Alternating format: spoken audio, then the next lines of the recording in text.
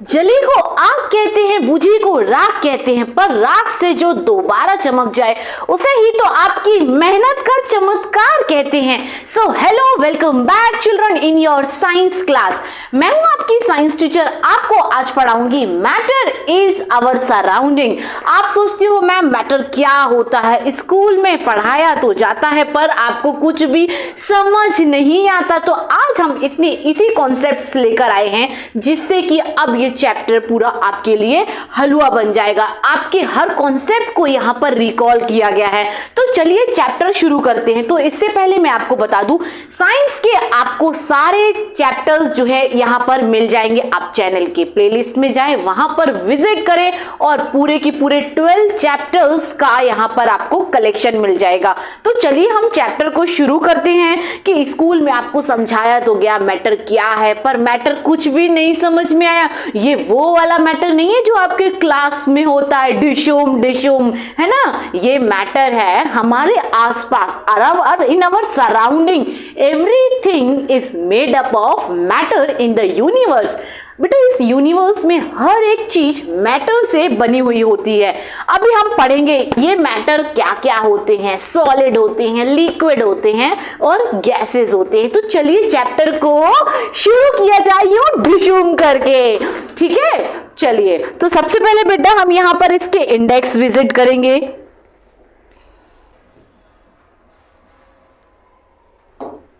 चलिए तो सबसे पहले हम इसके इंडेक्स को देखेंगे कि आज हम बेटा यहाँ पर कौन कौन से टॉपिक जो है कवर करने वाले हैं। यानी फिजिकल नेचर ऑफ मैटर क्या होता है, उसके कैरेक्टरिस्टिक्स क्या होती है, देन स्टेट ऑफ मैटर कितने टाइप्स के होते हैं, can matter change its states, yes of course, and the last is the evaporation. So यहाँ पर ये साइंटिस्ट जो है ना, आप हम सभी के लिए एक प्यारे प्यारे जो है इंडेक्स लेकर आए हैं। तो मैटर बेटा हर चीज जो है आप देखते हो मैटर क्या होता है, हम ना इसे समझेंगे। तो याद रखना इस यूनिवर्स में हर एक चीज जो है वो मैटर से बनी हुई होती है। Matter is defined as anything that has mass and occupy space. बेटा जो मैटर होता है, जैसे ये पेन है, इसका क्या है, मास है, इसका क्या है, मास है, and this object occupy some space. ये कुछ स्पेस को ऑक्यूपाई करता है जिसे हम क्या कहते हैं, वॉल्यूम कहते हैं। And making everything in the universe, है ना। ये इस यूनिवर्स में हर एक चीज बेटा मैटर से बनी हुई होती है। आप इस कॉन्सेप्ट को जैसे जैसे हम धीरे धीरे आगे बढ़ेंगे आपको पूरा डिटेल में समझ में आएगा। अभी आप समझो बेटा मैटर 3 टाइप के होते हैं। फर्स्ट होता है सॉलिड, सेकेंड होता है लिक्विड, एंड जो थर्ड होता है वो क्या होता है, गैसेस। यानी आपको समझ में आया कि इस यूनिवर्स में हर मैटर जो है बेटा क्या 3 टाइप्स के होते हैं, सॉलिड, लिक्विड, गैस। अब आपको पता है कि मैटर यानी जो ये सॉलिड है इसके पार्टिकल्स आपको दिख रहे हैं कैसे हैं, बिल्कुल पास पास होते हैं, सटे सटे होते हैं, है ना। It means there is the no space between these particles, you can see even in a diagram, है ना। But if we talk about the liquid, so there is the some distance between these particles. इनके बीच में कुछ distance होता है जिससे कि ये पार्टिकल्स जो है थोड़े बहुत बेटा मूव कर सकते हैं। और अगर गैस की बात करेंगे तो यहाँ पर जो इन्वायरमेंट में गैस होती है वहां पर पार्टिकल्स बिल्कुल दूर दूर होते हैं, यानी वो घूम सकते हैं, वॉक कर सकते हैं, ठीक है ना। तो अगर हम बात करें क्या सॉलिड के पार्टिकल्स की, तो सॉलिड में यानी कि आप बेटा सिर्फ पार्टिकल्स क्या है, वाइब्रेट हो सकते हैं, मूव भी नहीं हो सकते हैं। इसके पार्टिकल इतने कैसे होते हैं, पास पास होते हैं, ठीक है। तो समझ में आया। चलिए और आगे बढ़ते हैं। जैसे कि आप देखो इस यूनिवर्स में हर एक ऑब्जेक्ट जो है मैटर से बनी हुई है। यानी matter is anything that has मास। क्या है उस मास का, एक मास है और वो उस स्पेस को क्या कर रहा है, ऑक्यूपाई कर लेता है। यानी कि वो क्या कहलाता है, उसका वॉल्यूम कहलाता है। Then for example a car would be said made up of the matter. बेटा जो आप ये कार ड्राइव करते हो ना, अभी तो नहीं करते हो पर करोगे ना, यस। तो जो ये कार ड्राइव कर रहे होते हो तो ये कार जो है it is made up of से मैटर, है ना। यानी उसके जो पार्टिकल्स होते हैं वो सेम होते हैं, यानी it has mass and volume. ठीक है, चलिए अभी बेटा एक चीज पढ़ोगे यहाँ पर, ये जो मैटर के जो पार्टिकल्स होते हैं वो हम नेक्ड आई से नहीं देख सकते। क्या? विच इज विजिबल, अनविजिबल क्या है? Around us. ठीक है, मैटर जो है हमारे आसपास क्या है? विजिबल अराउंड अस है तो, but that can not see from our eyes, हम अपने आंखों से नहीं देख सकते, नेक्ड आईज से नहीं देख सकते इसे, इवन माइक्रोस्कोप से भी हम इसे नहीं देख सकते। और ये सारे जो मैटर्स होते हैं बेटा वो सेम टाइप के क्या होते हैं? पार्टिकल से मिलकर बने हुए होते हैं, है ना। जैसे आपके स्कूल में आपके आसपास क्या होता है? पेपर होता है, पेन होता है, चेयर होता है ना। आप जो कुछ भी आपके पास है वो सारे मैटर्स जो होते हैं वो सेम टाइप ऑफ पार्टिकल से मिलकर बने होते हैं, यानी same type of atom and molecule से मिलकर बने होते हैं। अब आप बोल रहे होगे मैम एटम और मॉलिक्यूल क्या होता है? तो थाम समझेंगे हम इसे आगे कि एटम और मॉलिक्यूल क्या होता है। तो आपको दिख रहा है हेडफोन, हेडफोन बेटा सेम टाइप ऑफ जो है क्या है? एटम और मॉलिक्यूल से मिलकर बना हुआ होता है। दैट मीन जैसे राइटिंग है ना, मोबाइल के जितने भी इक्विपमेंट होते हैं उसके अंदर वो same type of atom and molecule से मिलकर बने होते हैं। तो चलिए अब हम आगे जो है समझेंगे कि क्या होते हैं एटम एंड मॉलिक्यूल। तो हम इसके कुछ कैरेक्टरिस्टिक्स सबसे पहले पढ़ते हैं, ठीक है, कि particle of matter are tiny. बेटा इस मैटर के जो पार्टिकल्स होते हैं ना बहुत ही स्मॉल होते हैं, tiny, very very very small, बहुत ही छोटे होते हैं, जिसे कि नेक्ड आई से देखना पॉसिबल नहीं है। इवन माइक्रोस्कोप में भी जब जूम जूम जूम जूम करके देखोगे तब वो पार्टिकल्स उसके आपको दिखेंगे। तो चलिए पार्टिकल यानी इसके atom and molecule are too tiny small, कितने बहुत ही छोटे होते हैं, and see with the naked eyes, naked eyes से बेटा है ना, यहाँ पे थोड़ा सा मिस्टेक है, that we can not see the naked eyes, इसे हम नेक्ड आइज से नहीं देख सकते। आपको ये दिख रहा है वाटर का मॉलिक्यूल, बेटा वाटर के मॉलिक्यूल्स में भी आपको पता है वेरी टाइनी पार्टिकल, अगर मैं आपको जूम कर दिखाती हूँ यहाँ पर है ना, अगर मैं आपको जूम करके दिखाऊं तो इसके जो पार्टिकल्स हैं वो वेरी वेरी, ये दिख रहा है आपको वाटर का है ना, कितना यानी कितने वाटर की एक ड्रॉप भी कितने tiny very very very small particles जो है उसमें होते हैं। तो इन the universe everything around us, जितने भी ऑब्जेक्ट्स होते हैं वो इन्हीं पार्टिकल से मिलकर बने हुए होते हैं। तो समझ में आ रहा है आपको? तो यहां पर जो बेटा पार्टिकल्स के एटम एंड मॉलिक्यूल्स होते हैं टू टाइनी होते हैं। अब एटम और मॉलिक्यूल्स क्या होगा? मैम आप बोल रहे होगे मैम एटम और मॉलिक्यूल्स क्या होता है? तो समझो molecule means group of elements, group of elements बेटा जो है वो क्या कहलाता है? मॉलिक्यूल्स कहलाता है। और एटम्स क्या है? Which is the single element, single element जिसे हम क्या कहते हैं? एटम्स कहते हैं। और आपको पता है ये वाटर के जो पार्टिकल्स हैं वेरी टाइनी स्मॉल पार्टिकल्स होते हैं, that is not visible from the naked eyes. अगर हम इसे माइक्रोस्कोप में जूम जूम जूम कर भी देखेंगे ना तब भी ये आपको देखो कितने स्मॉल स्मॉल पार्टिकल्स, एक वाटर के ड्रॉप्स के इतने स्मॉल पार्टिकल्स होते हैं, तो इसे नेक्ड आई से देखना पॉसिबल नहीं है, ये तो आप सभी जानते हो। चलिए यानी बेटा कि inter particle space, there are the gap between the particles, these space are least in solid, more in liquid and greatest in the gas. तो समझो यहां पर जैसे कि ये सॉलिड है, सॉलिड के केस में पार्टिकल्स जो हैं कैसे होते हैं? बहुत पास पास होते हैं। कैसे होते हैं? ये बहुत पास पास होते हैं, है ना। और लिक्विड के केस में पार्टिकल्स जो होते हैं ऐसे दूर दूर होते हैं। और गैस के केस में पार्टिकल्स और भी दूर होते हैं। ये है लिक्विड के केस में, ये है आपके गैस के केस में, और ये है सॉलिड के केस में। यानी कि सॉलिड के केस में पार्टिकल्स बेटा कैसे पास पास है, सटे हुए पार्टिकल्स हैं, इनके बीच में स्पेस बिल्कुल भी नहीं होता है, यानी कि वहां पर पार्टिकल मूव नहीं कर सकते। पर लिक्विड के केस में जैसा कि दिख रहा है पार्टिकल्स के बीच में स्पेस है, जब स्पेस होगा तो पार्टिकल्स जो हैं थोड़ा बहुत मूव कर सकते हैं, और गैस के केस में पार्टिकल बहुत दूर दूर होते हैं तो वहां फ्रीली मूव कर सकते हैं, है ना। बस यही कॉन्सेप्ट है, बहुत प्यारा सा कॉन्सेप्ट है और बहुत इजी कॉन्सेप्ट है, कुछ भी नया नहीं है, है ना। तो यहाँ पर क्या बोल रहा है, लीस्ट इन सॉलिड, सॉलिड के केस में स्पेस कैसा दिख रहा है आपको, कम दिख रहा है, then more in liquid, liquid के केस में स्पेस थोड़ा ज्यादा हो जाएगा और गैस के केस में स्पेस और भी ज्यादा हो जाता है ना। यानी कि particles of matter having space between them.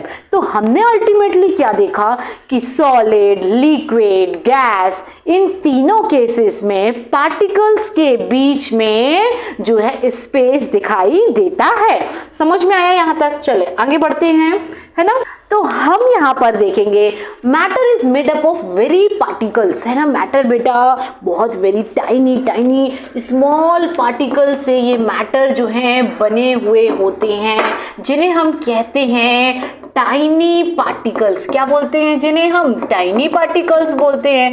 बहुत छोटे छोटे पार्टिकल्स इसमें होते हैं, यानी matter is made up of very small particle, बहुत ही छोटे छोटे पार्टिकल्स उसमें हैं, and these particles called the atoms and the molecule. Atom and molecules जिन्हें हम कहते हैं।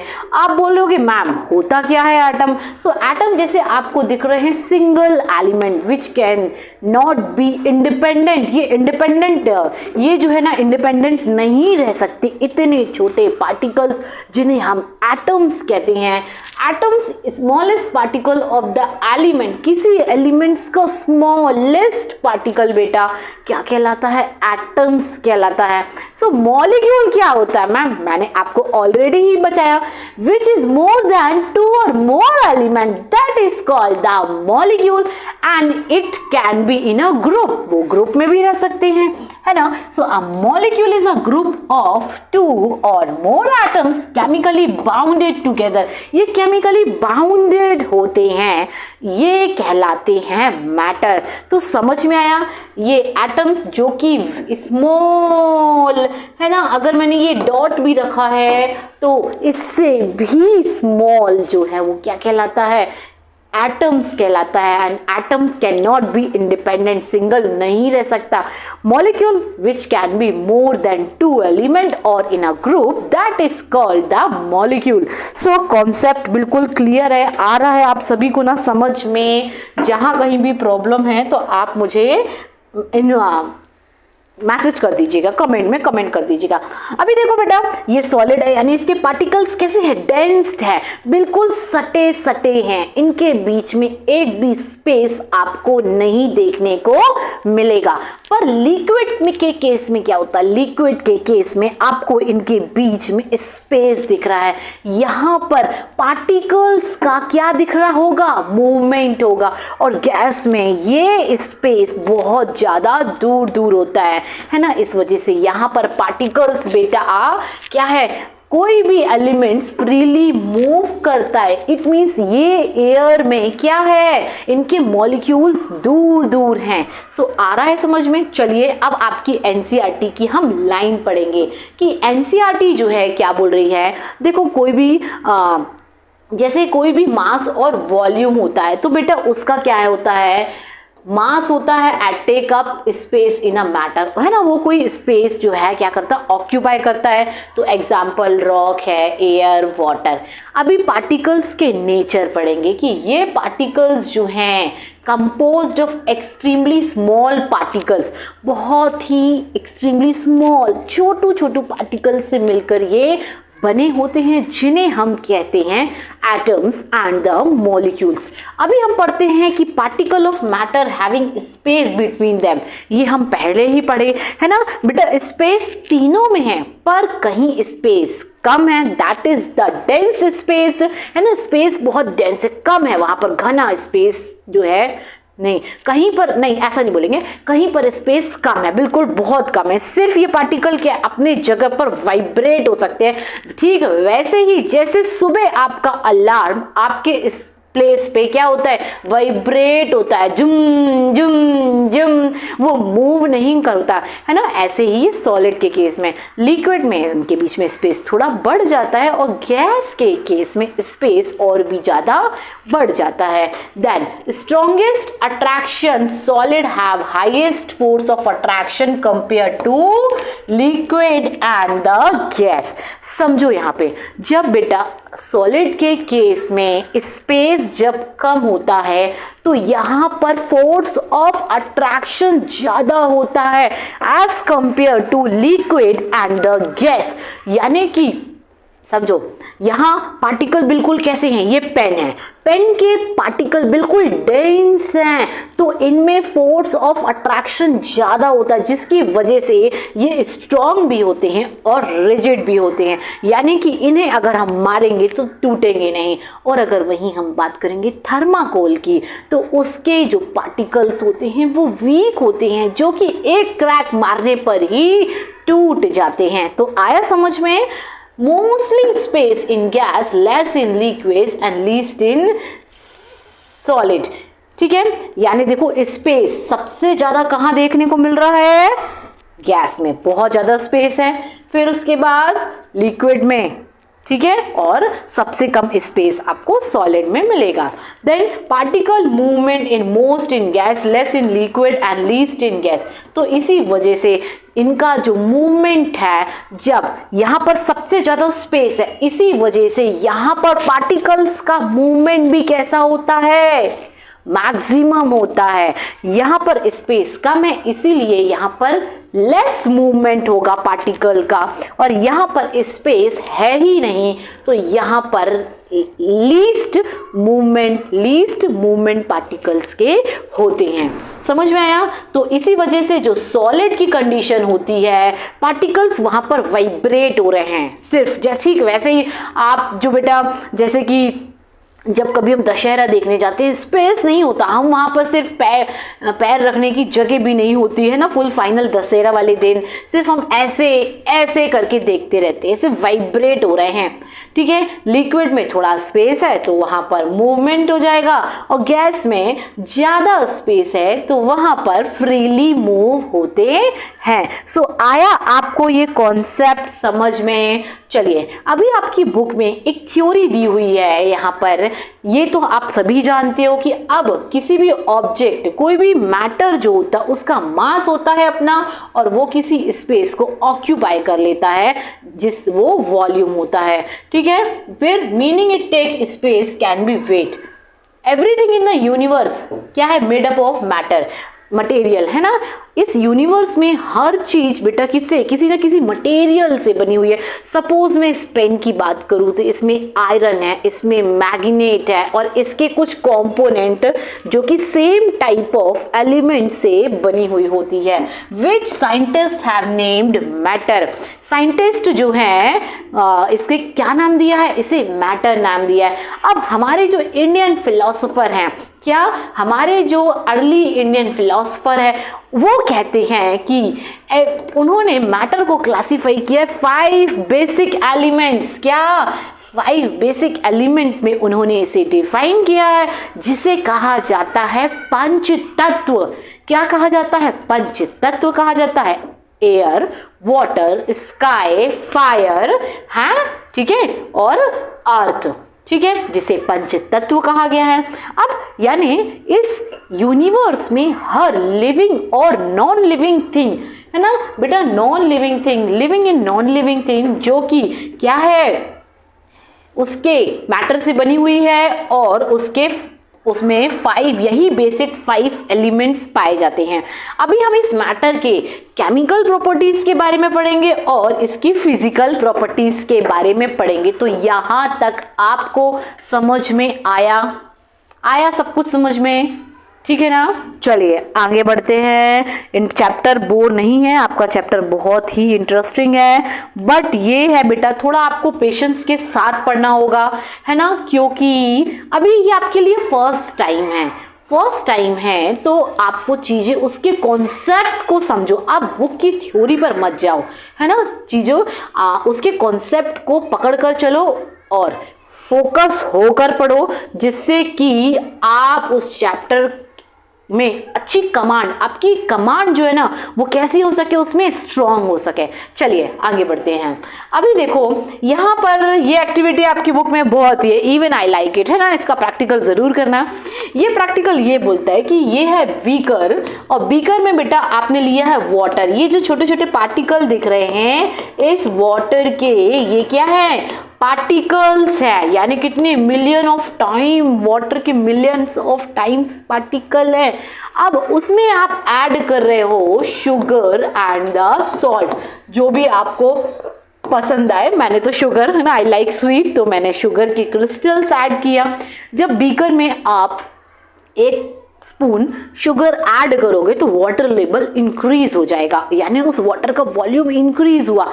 पर जैसे जैसे आपने उस स्पून को उसमें क्या किया, बीकर में घुमाते गए तो शुगर क्रिस्टल वाटर के मॉलिक्यूल्स में क्या हो गए, डिसॉल्व हो गए। क्या हो गए, यहां पर समझो कि जो, तो हमने क्या देखा यहाँ पे कि स्पून जो है उसमें क्या है, शुगर क्रिस्टल जो है वाटर के मॉलिक्यूल्स में क्या हो गए हैं, डिसॉल्व हो गए हैं, है ना। यहाँ पे देखा आपने क्या डाली, शुगर डाली। अब ये शुगर के, है ना, ये सॉल्ट लिखा, हमने तो शुगर लिया है, तो शुगर के क्रिस्टल्स जो है वाटर के मॉलिक्यूल्स में क्या हो गए, डिसॉल्व हो गए। और यही थी आपकी NCERT. So does the water level change, water level change हुआ क्या, नहीं, वाटर लेवल रिमेन्स है ना, चेंज हुआ था, बट कब, जब आपने उसे डाला तो वो बॉटम में क्या हुआ, बॉटम में जब आया तब आपका वाटर लेवल इंक्रीज हुआ। पर जैसे जैसे आप उसमें क्या मिक्स करते गए, डिसॉल्विंग के दौरान इसका वाटर लेवल सेम हो गया। तो समझ में आया, ये थी कॉन्सेप्ट। अभी बेटा एक और एक्टिविटी यहां पर आई है, यानी how small are these particles of the matter. इतना स्मॉल पार्टिकल्स बेटा किसी मैटर की प्रॉपर्टी को कैसे चेंज कर देता, कैसे उसकी केमिकल प्रॉपर्टीज जो है चेंज हो जाती है। तो यहां पर एक जो है एक्टिविटी है, यानी आपको क्या लेना है, कुछ पोटेशियम परमैंगनेट के क्रिस्टल्स लेना है ना, few crystals of potassium permanganate, और उसे आप इस बीकर में 100 ml क्या लेंगे, वाटर लेंगे। तो आपने इसमें डाला तो आप देखेंगे, नोटिस करेंगे कि ये पोटेशियम परमैंगनेट के जो क्रिस्टल्स हैं, million of tiny particle, 1 crystal बेटा इसके एक, यानी कि एक क्रिस्टल जो है पोटेशियम परमैंगनेट, उसमें टाइनी, कितने मिलियन ऑफ टाइनी पार्टिकल, इतने small very tiny particle, million of tiny particles जो है वो क्या करेगा, उसका जो है कलर चेंज कर देगा,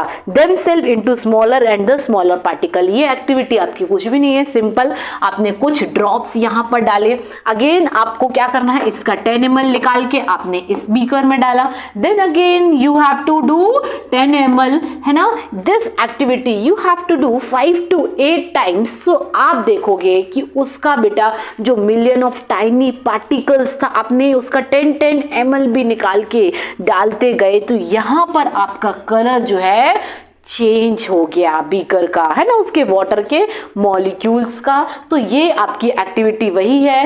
and keep diluting the solution like the 5 to 8 times करोगे, so is the water still coloured, water का कलर जो है कैसा हो गया, चेंज हो गया। यानी आप इस निकाल कर डाल रहे हो तो potassium permanganate, so conclusion is this कि पोटेशियम परमैंगनेट के क्रिस्टल्स के एक क्रिस्टल्स में मिलियन ऑफ टाइनी पार्टिकल्स होते हैं, और अगर उस पार्टिकल्स को निकाल कर हम क्या करते हैं, अगले बीकर्स में डालते जाते हैं, तो फिर भी उसका रिफ्लेक्शन जो है हमें देखने को मिलता है। समझ में आया, है ना। सो बहुत इजी सा कॉन्सेप्ट था। अभी क्या है, जनरली एक लेमन वाटर हम बनाएंगे और इस लेमन वाटर में क्या करेंगे, ये लिक्विड है, इस लिक्विड में बेटा क्या दिख रहा है, आप जैसा कि आपको पता है कि इस लिक्विड के बीच में होते हैं स्पेस, क्या होते हैं, स्पेस होते हैं, जिससे कि पार्टिकल्स जो है मूव कर सके। ठीक है, तो अब आप क्या डाल रहे हैं, लेमन के कुछ ड्रॉप्स डालेंगे। लेमन के ड्रॉप्स जब इस लिक्विड पार्टिकल्स में, यहां पर क्या है बेटा, लेमन ड्रॉप आप डाल रहे हैं, इस लेमन ड्रॉप को जब इस लिक्विड के पार्टिकल्स में डालेंगे तो इनके बीच में क्या है, पार्टिकल्स का मोशन होगा, मूवमेंट होगा, तो ये मिक्स होने लगेंगे, जिसकी वजह से इसका जो कलर है वो कैसा हो जाएगा, चेंज हो जाएगा। समझ में आया कॉन्सेप्ट आपको, यानी कि particle of matter have space between them. तो हमने क्या देखा यहाँ पर, लिक्विड के केस में स्पेस दोनों दिख रहा है, सॉलिड के केस में बेटा स्पेस कैसे होते हैं, कम होते हैं, कम स्पेस होता है, यानी पार्टिकल्स का मूवमेंट वहां पर नहीं होता, पार्टिकल्स सिर्फ और सिर्फ वहां पर अपने पोजीशन में खड़े होकर वाइब्रेट हो सकते हैं। और एयर में स्पेस इतना ज्यादा होता है कि पार्टिकल्स जो है एयर में फ्रीली मूव हो सकते हैं। ठीक है, सो यही आपकी एक्टिविटी जो है कहती है। जनरली कॉफी और टी में भी हम घर पे बनाते समय देखते हैं, है ना, हाफ टेबल स्पून हम क्या डालते हैं, टी ऐड करते हैं, तो टी का कलर जो है चेंज हो जाता है। ब्लैक टी आप सभी ने देखी होगी। चलिए, तो बेटा अभी यहां पर particle of matter are continuously moving, है ना, एयर में, एयर में क्या होता है, एयर के पार्टिकल्स में बहुत सारा स्पेस होता है, और ये जिसकी वजह से ये जो स्मोक होता है इन पार्टिकल्स के बीच में आके क्या हो जाता है, मिक्स हो जाता है, यानी वहां पर इसके स्मेल जो होती है, यानी इस स्मोक के पार्टिकल्स का इन पार्टिकल्स के बीच में, एयर के पार्टिकल्स के बीच में मोशन हो रहा होता है, क्या होता है, मोशन होता है। और ये एक एक्टिविटी है ना, जैसे कि क्या है, ये आपने कोई इंसेंस स्टिक ली, चाहे वो चंदन की हो, चाहे मोगरा की हो, चाहे जैस्मीन हो, मैरीगोल्ड हो, what ever what your dish. अब हम सभी अपने अपने घर में एक फेवरेट जो भी स्मेल होती है हमारी उसकी लेके आते हैं। तो आपने नोटिस किया कि मम्मी सुबह सुबह ये टन टन टन टन टन टन घंटी बजा के पूजा करती है पूजा घर पे, है ना, और जो है सबसे पहली शुरुआत हमारी जो है घर में इसी से होती है। तो क्या होता है, उसका स्मोक हमारा जो है, हम कहीं पर भी हो, ये लॉन्ग डिस्टेंस को ट्रेवल करता है। क्यों, क्योंकि ये एयर के पार्टिकल्स में जाके क्या करने लगता है, मिक्स हो जाता है, वो उसका मोशन फास्टर होता है, क्या होता है, फास्टर जो है होता है। तो आपने नोटिस किया कि जो भी इंसेंस स्टिक है, जैसे ही हम बेटा किसी घर के किसी कॉर्नर में लगाते हैं तो इसकी जो स्मेल होती है वो क्या करती है, एक लार्ज डिस्टेंस कवर कर लेती है। समझ में आ रहा है? चलिए, तो देखिए, gaseous particle have large intermolecular space, इनके बीच में 2 मिनट, तो हम यहां पर देखेंगे कि gaseous particles have large intermolecular space, है ना, गैसियस पार्टिकल्स के बीच में बहुत ज्यादा स्पेस होता है, जिसकी वजह से allowing them to mix quickly and thoroughly with the air, जिसकी वजह से वो क्या है, एयर में क्या होते हैं, वो पार्टिकल्स मिक्स होने लगते हैं, एंड है ना, heating increase the particle kinetic energy and making them move faster. समझो, जैसे बेटा आपको पता है काइनेटिक एनर्जी क्या होती है, काइनेटिक एनर्जी यानी कि पार्टिकल्स का क्या हो रहा है, मोशन हो रहा है, क्या हो रहा है, पार्टिकल्स का मोशन हो रहा है। और ये मोशन कब होता है, जब टेम्परेचर क्या होता है, ज्यादा होता है, यानी टेम्परेचर इंक्रीज होगा। पार्टिकल्स को मूव होने के लिए किसकी जरूरत पड़ेगी, एनर्जी की जरूरत पड़ेगी। किसकी जरूरत पड़ेगी, एनर्जी की जरूरत पड़ती। और एनर्जी के लिए टेम्परेचर कैसा होगा, जब ज्यादा होगा तो पार्टिकल्स जो है फास्ट मूव करते हैं। समझ में आ रहा है ना। सो इसीलिए यहाँ पर काइनेटिक एनर्जी जो है क्या है, फास्ट हो जाती है। काइनेटिक एनर्जी, पार्टिकल्स का मूवमेंट जो है फास्ट होता है। चलिए, सो ऐसे ही आपने ये एक्टिविटी जो है पढ़ी हुई है, यानी क्या है इस एक्टिविटी में, particle of matter attract each other.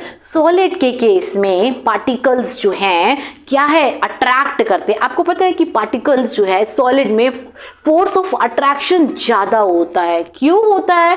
क्योंकि उन पार्टिकल्स के बीच में स्पेस कम होता है। क्या है, उनके बीच में स्पेस जो है बिल्कुल वो कैसे होते हैं, सटे सटे होते हैं। ये तो आप पढ़ते आ रहे हो है ना कि ये पार्टिकल्स कैसे हैं, बिल्कुल सटे सटे हैं। इट मींस इनके बीच में जब पार्टिकल्स सटे सटे होंगे तो इनके बीच में फोर्स ऑफ अट्रैक्शन कैसा होगा, ज्यादा होगा। और वहीं अगर लिक्विड की बात करें तो पार्टिकल्स थोड़ा दूर दूर होते हैं, तो फोर्स ऑफ अट्रैक्शन वहां पर कम होता है। और गैस के केस में पार्टिकल्स और भी ज्यादा दूर दूर होते हैं, तो वहां पर फोर्स ऑफ अट्रैक्शन और भी कम होता है। सो आया है समझ में? चलिए अब अभी हम एक एक्टिविटी करेंगे। वो एक्टिविटी यहाँ पर आपको 3 ग्रुप हुए, तीनों ग्रुप में फर्स्ट ग्रुप जो है वो क्या कर रहा है, hold each hand from the back and lock arm, है ना। हम यहाँ पर सबने क्या है, आर्म्स को लॉक करके रखा हुआ है ऐसे। ये सॉलिड है, क्या है, यहाँ पर फोर्स ऑफ अट्रैक्शन ज्यादा है। सॉलिड के सेकेंड ग्रुप जो है होल्ड हैंड ह्यूमन चेन, बस हैंड को होल्ड किया हुआ है। बेटा सारे डायग्राम्स स्क्रीन पे नहीं आते क्योंकि आपकी एनसीईआरटी की जो थ्योरी है हमें उसे भी कवर करना होता है, तो यहाँ पर कुछ पिक्चर्स मिसिंग है क्योंकि स्पेस ही नहीं था यहाँ पे, है ना। तो हम इसे ऐसे ही समझेंगे ओरल। सेकेंड ग्रुप जो है आपका क्या बोल रहा है, खाली हमने आर्म्स को होल्ड किया है। फर्स्ट ग्रुप ऐसे लॉक किया हुआ है। एंड द थर्ड ग्रुप जो है फिंगर से, सिर्फ फिंगर हमने टच किया है। थर्ड ग्रुप जो है ना, from chain by touching each other finger tip से हमने खाली उसको क्या किया है, थर्ड ग्रुप ने ऐसे लॉक किया हुआ है। तो अब हम देखेंगे यहाँ पर कि फोर्थ ग्रुप क्या बोल रहा है, student run around the to break their 3 human chain, है ना। स्टूडेंट दौड़ता है और अब उसकी चेन जो है वो क्या की जा रही होती है, ब्रेक की जा रही होती है। सो इस केस में many small group as possible, तो किसकी चेन फास्टर टूटेगी, किसकी चेन यहाँ पर स्लोअर टूटेगी, इसी एक्टिविटी को हमें जो है देखना है, ठीक है। So if we consider which group was easiest way to break, किस ग्रुप की चेन को इजी तरीके से ब्रेक किया जा सकता है, क्वेश्चन आता है। तो अब नीचे कमेंट में आपको आंसर करना है कि हम किस ग्रुप की चेन को तोड़ सकते हैं। सो ऑफ कोर्स जो फिंगर टच चेन थी उसमें फोर्स ऑफ अट्रैक्शन कैसा है, कम है, इजिली इस चेन को ब्रेक कर सकते हैं। जहां पर आर्म लॉक किया हुआ है, आर्म से सभी ने एक दूसरे को, वहां पर फोर्स ऑफ अट्रैक्शन ज्यादा है, ठीक है। और जो हैंड होल्ड किया है वहां पर फोर्स ऑफ अट्रैक्शन कम है, ठीक है। So if we consider each student as a particle of matter, अब यहाँ पर हम स्टूडेंट को पार्टिकल ऑफ मैटर से कंसीडर करेंगे। Then which group the partially held and each other with the maximum force. तो बेटा हमने देखा कि जो फर्स्ट ग्रुप था, है ना, जो हैंड लॉक करके, वो उसमें फोर्स ऑफ अट्रैक्शन ज्यादा है एज अ सॉलिड के जैसा, ठीक है। सेकेंड ग्रुप में उससे कम फोर्स ऑफ अट्रैक्शन है, और थर्ड जो फिंगर टच है उसमें फोर्स ऑफ अट्रैक्शन और भी कम है। चलिए, तो हमने क्या देखा, ओवरऑल हमने ये देखा कि सबसे ज्यादा फोर्स ऑफ अट्रैक्शन सॉलिड में होता है। क्यों? क्योंकि उसके पार्टिकल्स कैसे होते हैं, उसके पार्टिकल्स बिल्कुल पास पास होते हैं, सटे सटे होते हैं। There is the no space between them, इनके बीच में किसी भी प्रकार का स्पेस नहीं होता है, ठीक है। इसके पार्टिकल्स मूव नहीं होते, खाली वो अपनी जगह पर क्या है, वाइब्रेट होते हैं। वहीं लिक्विड के केस में क्या है, पार्टिकल्स के बीच में थोड़ा स्पेस होता है, जिसके वजह से यहाँ पर पार्टिकल्स का मोशन होता है। और वहीं गैस के केस में पार्टिकल्स बहुत दूर दूर होते हैं, जिसके वजह से यहाँ पर पार्टिकल्स फ्रीली मूव कर सकते हैं। सो आया कॉन्सेप्ट समझ में? अभी हम यहाँ पर एक एक्टिविटी करेंगे। देखो जैसे यहाँ पर पार्टिकल्स कैसे बिल्कुल डेंस है, पास पास है। अभी ये ट्री हैंड मूव नहीं होगा, हैंड मूव नहीं होगा। क्यों? क्योंकि इसके पार्टिकल्स कैसे है बेटा, सटे सटे हैं, स्पेस यहाँ पर नहीं है ना, स्पेस नहीं है, खाली वाइब्रेट हो सकते हैं। यहाँ पर आप किसमें, वाटर की बात करेंगे तो वाटर में आप हैंड मूव होगा बट स्लोली स्लोली होगा। जब आप जितना प्रेशर डालोगे उतना फोर्स जो है वहां पर उतना हैंड आपका मूव होगा। बट यहाँ पर गैस के केस में एयर के पार्टिकल्स बहुत दूर दूर है तो आप फ्रीली हैंड मूव कर सकते हो। सो ये था difference between the solid, liquid and the gas, इनके बीच में पार्टिकल्स का मूवमेंट। तो नेक्स्ट है, तो दिख रहा है ना कि यहां पर जो है ये था, है ना, लिक्विड के केस में हैंड मूव नहीं होता।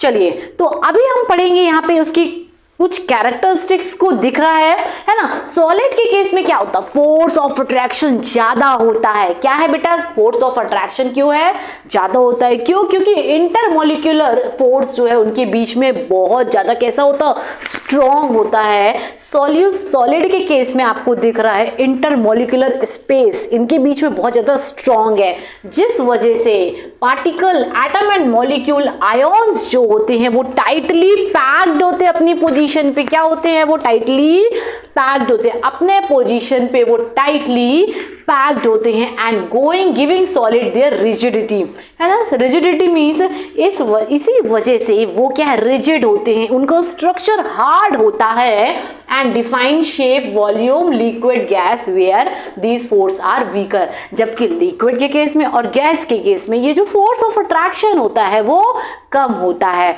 ठीक है, समझ में आया।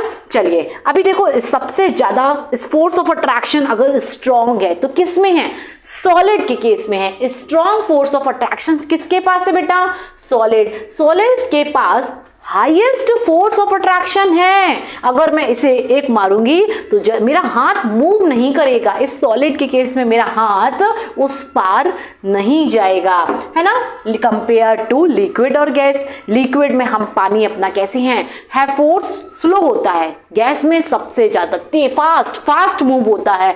बट लिक्विड के केस में कंपेयर टू गैस थोड़ा हैंड जो है वो लो मूव होगा। ठीक है, देन क्लोज पैकिंग, यानी कि particles are very close together with the minimal space between them, है ना। इनके बीच में बेटा स्पेस ही नहीं है। जब स्पेस नहीं है तो वो क्या है, मूव नहीं होते। क्या करते हैं, नीचे कमेंट में यस करो, बताओ। यस, वाइब्रेट करते हैं। पार्टिकल्स अपने पोजीशंस पे क्या करते हैं, वाइब्रेट करते हैं, जुम जुम जुम, है ना। एंड फिक्स्ड पोजीशन फिक्स होती है, यानी particle can only vibrate in a place, not move freely and rigid. बेटा इनके बीच में कुछ नहीं, सिंपल सा कॉन्सेप्ट है, स्पेस जो है इनके बीच में नहीं होता है, जिसकी वजह से ये मूव नहीं कर, ना तो इनके बीच में स्पेस है ना ही वो मूव कर सकते हैं फ्रीली। सिर्फ ये पार्टिकल क्या करेंगे, ये वाइब्रेट करेंगे। क्या करेंगे, ये पार्टिकल्स वाइब्रेट हो सकते हैं। और लिक्विड के केस में उनके बीच में क्या होता है, स्पेस होता है, तो आप क्या है, मूव कर सकते हो। सॉलिड के केस में बहुत दूर दूर पार्टिकल है, आराम से हमारे हैंड्स फ्रीली मूव हो सकते हैं। ठीक है, तो आया समझ में, हो गया ये। डोंट बी फिकर, ठीक है ना। जो भी डाउट्स है हम सारे डाउट्स आपके सॉल्व करेंगे। जो भी कमेंट सेक्शन में आपको डाउट है बेटा लिख दो, हम अगली क्लास में उसे डिस्कस करेंगे। चलिए अभी यहाँ पर जो है क्या है, आयरन, और ये चौक है, और ये क्या है, रबर है। हम यहाँ पर देखेंगे किसे ब्रेक करने में कितना फोर्स ऑफ अट्रैक्शन है इनके बीच में। समझ में आ रहा है? तो चलिए, आयरन नेल ली है हमने यहाँ पर, और पीस ऑफ चौक लिया है एंड रबर बैंड लिया है। हम सबको ब्रेक करने का काम करेंगे, है ना। ब्रेकिंग डैम हैमरिंग से ठीक है, कट किया या स्ट्रेच किया जो भी इजिली, है ना, तो चॉक इजिली ब्रेक, चॉक क्या है, इजिली ब्रेक हो जाएगा। अभी मैं इसे ब्रेक करूंगी, ये नहीं होगा, है ना, आयरन प्लस मैग्नेट का ये ब्रेक नहीं होगा। और ऑफ कोर्स मेरे पास चॉक है पर ठीक है, चलो चॉक इजीली ब्रेक हो जाएगी। Then rubber band strong force, rubber band में आपको स्ट्रॉन्ग फोर्स है ना, बहुत ज्यादा स्ट्रेच करना पड़ेगा। सो हमने देखा बेटा inter force of attraction max in iron nail, इसे हैमर से भी करोगे तो नहीं ब्रेक होगा, यानी इसके बीच में जो फोर्स ऑफ अट्रैक्शन है, इसके बीच में जो फोर्स ऑफ अट्रैक्शन है बेटा बहुत ज्यादा है। कैसा है, बहुत ज्यादा है। कितना है, ये मैक्सिमम है। कितना है, मैक्सिमम है। कहाँ, आयरन के पास। क्यों, क्योंकि सॉलिड है। तो समझ में आया है ना, लीस्ट इन चॉक, चॉक में फोर्स ऑफ अट्रैक्शन कम था। ठीक है, चलिए। So particle of matter have force acting between them, दोनों के बीच में क्या है ना, पार्टिकल्स हैं जो कि एक्ट कर रहा है। The force keep the particles together, यहां पर पार्टिकल्स कैसे हैं, इनके बीच में स्ट्रॉन्ग है ना, इनके बीच में पार्टिकल्स कैसे हैं, स्पेस ही नहीं है, जिसकी वजह से वो पास पास सटे सटे हुए हैं, यानी कि स्ट्रॉन्ग है। Then strength of this force,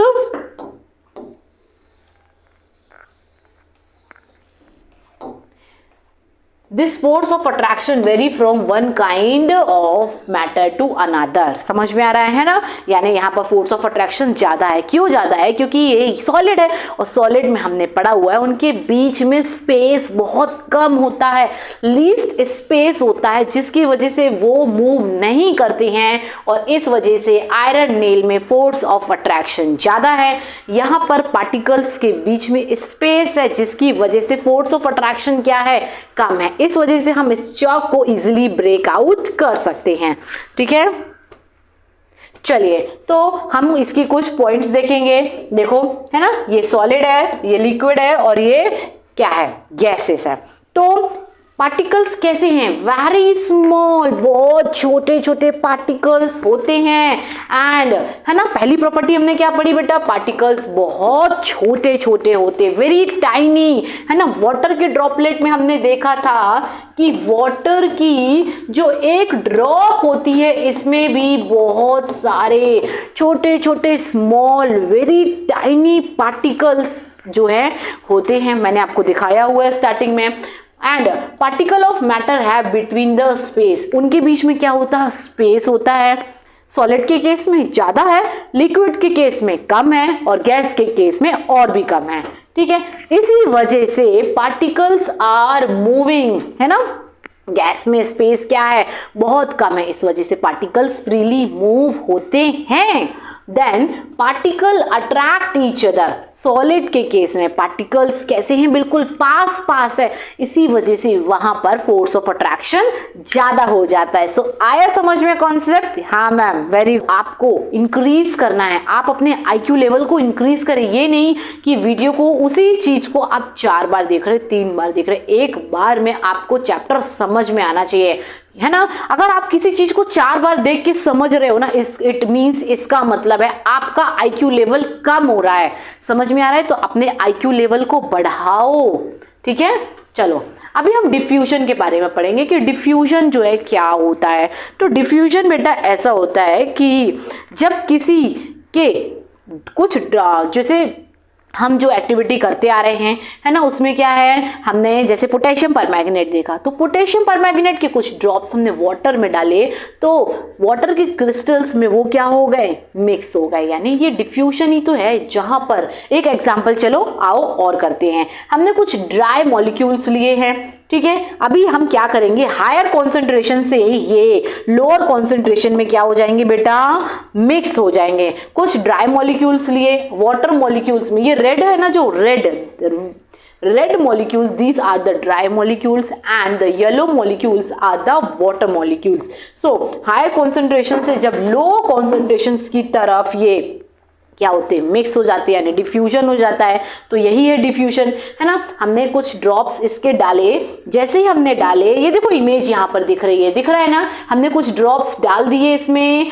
तो उसके बाद वो क्या स्प्रेड होना शुरू हो जाते हैं, यानी कि लोअर कॉन्सेंट्रेशन में उसका क्या है, मूव हो रहे हैं वो, एंड दे स्प्रेड पूरी जगह, वो वाटर के मॉलिक्यूल्स के साथ क्या हो गए, वो मिक्स हो गए। तो यही तो है डिफ्यूजन का कॉन्सेप्ट।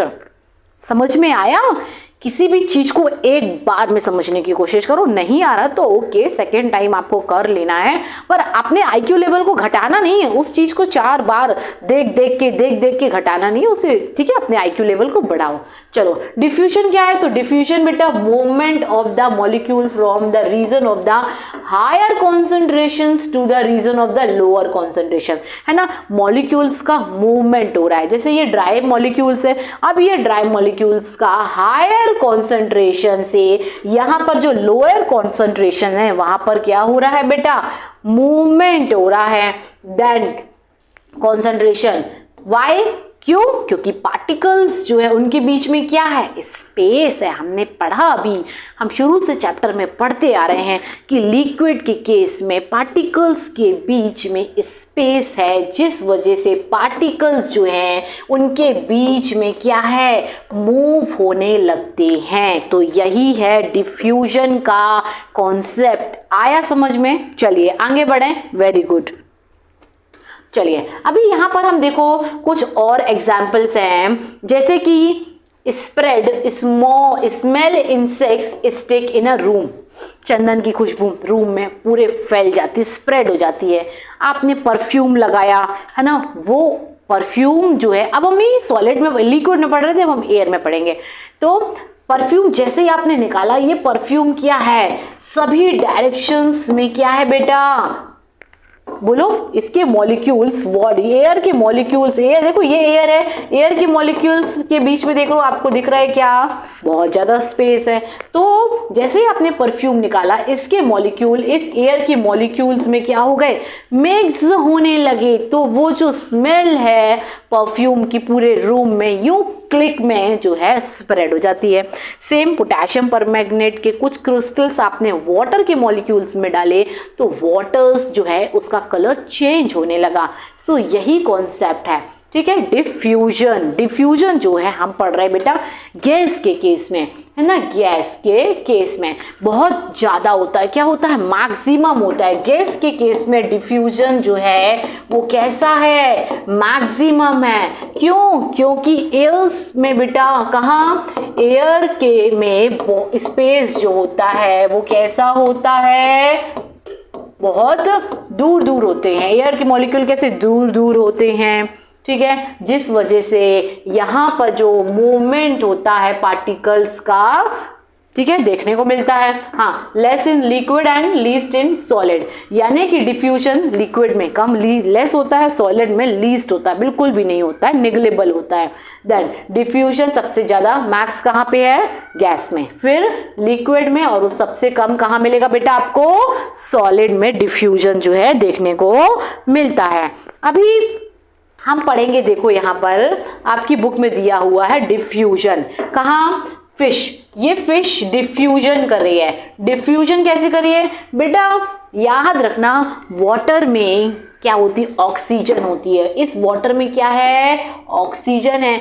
और फिश, आपने एक कहावत तो सुनी होगी, मछली जल की रानी है, जीवन उसका पानी है, हाथ निकालो डर जाएगी, बाहर निकालो तो मर जाएगी। बचपन से हम सभी ये स्टोरी सुनते आ रहे हैं। तो आपको पता है कि इस वाटर में ऑक्सीजन है, और ये अपने ग्रिल से, फिश जो है अपने ग्रिल से क्या कर रही है, ऑक्सीजन को लेती है। ये ग्रिल से क्या कर रही है, ऑक्सीजन लेके अपने ब्लड में मिक्स करती है, और CO2 जो है वो क्या करती है, रिलीज करती है इस वाटर में। तो यही तो है डिफ्यूजन इन वाटर। आया समझ में? समझो, diffusion in water with fish is mainly about gas exchange, ठीक है, गैस एक्सचेंज कर रही, कैसे कर रही है, वो ब्लड से वाटर से ऑक्सीजन ले रही है और ब्लड में मिक्स कर ले रही है। क्या है? वाटर ग्रिल्स, यानी उसकी जो बॉडी में स्किन होगी, है ना, तो उसने अपनी स्किन, यानी उसे बोलते हैं ग्रिल्स बोलते हैं, तो उसने क्या की ऑक्सीजन ले ली, किससे ली? वाटर से ली, ग्रिल्स के थ्रू ली, अपने ब्लड में मिक्स की, प्लस CO2 को उसने रिलीज कर दिया। ठीक है, तो यही है गैसेस एक्सचेंज। क्या है ये? गैसेस एक्सचेंज है। Where fish use their gills, है ना, ग्रिल्स नहीं है, गिल्स है। ठीक है, gills to pull dissolve oxygen from the water into the blood. ठीक है, गिल्स से क्या किया उसने? ऑक्सीजन लिया वाटर से और ब्लड में मिक्स कर लिया and push carbon dioxide CO2 को उसने बाहर निकाल दिया, driven by the concentration differences. तो आया समझ में? ये था फिश का कॉन्सेप्ट, गैसेस एक्सचेंज किया डिफ्यूजन के थ्रू। अभी हम पढ़ेंगे डिफ्यूजन। हमारे घरों में जो भी बनता है, इसकी स्मेल होती है चुटकियों में बेटा कहाँ है? क्विकली फैल जाती है। क्यों? क्योंकि आपको पता है ना, जैसे कि देखो क्या है, इसका टेम्परेचर जो है ज्यादा है। इसका टेम्परेचर कैसा है? ज्यादा है ना। तो जब ये टेम्परेचर इसका ज्यादा है, जिसकी वजह से इसके जो मॉलिक्यूल्स है, इसके जो स्मेल है, वो रूम में क्विकली स्प्रेड होने लगती है। मुंह में पानी आ गया कि खाने का मन कर रहा है? पढ़ो चुपचाप। चलिए, these high energy means particle spread out quickly and cover large distance and you smell hot food from। हाँ ठीक है, देखो क्या होता है, हॉट फूड जो गर्म खाना होता है ना, गर्म खाने की खुशबू जल्दी फैलती है, लार्ज डिस्टेंस कवर कर लेती है। और वहीं जो ठंडा खाना होता है, कभी उसकी खुशबू सुने हो? नहीं। क्यों? क्योंकि उसमें काइनेटिक एनर्जी नहीं होती। जो हॉट फूड होता है बेटा, यानी उसके क्या देख रहे हो, उससे क्या निकल रहा है? इवेपोरेशन हो रहा है। क्या निकल रहा?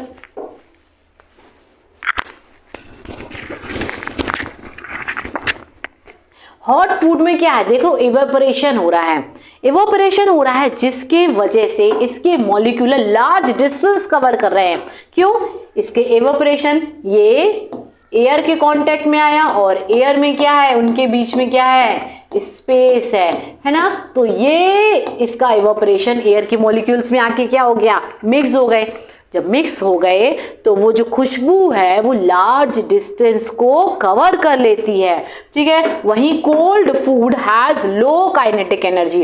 काइनेटिक एनर्जी क्या होता है बेटा? जो स्मेल है उसे मूव करने के लिए, यानी जो देखो भाप है इसके खाने की खुशबू, इसे मूवमेंट के लिए एनर्जी की जरूरत पड़ेगी। एनर्जी यानी कि किसी एयर के मॉलिक्यूल्स के साथ क्या मिक्स हो जाना, एयर के मॉलिक्यूल में मिक्स हो जाना काइनेटिक एनर्जी कहलाती है, यानी मूवमेंट हो रहा, मोशन हो रहा है।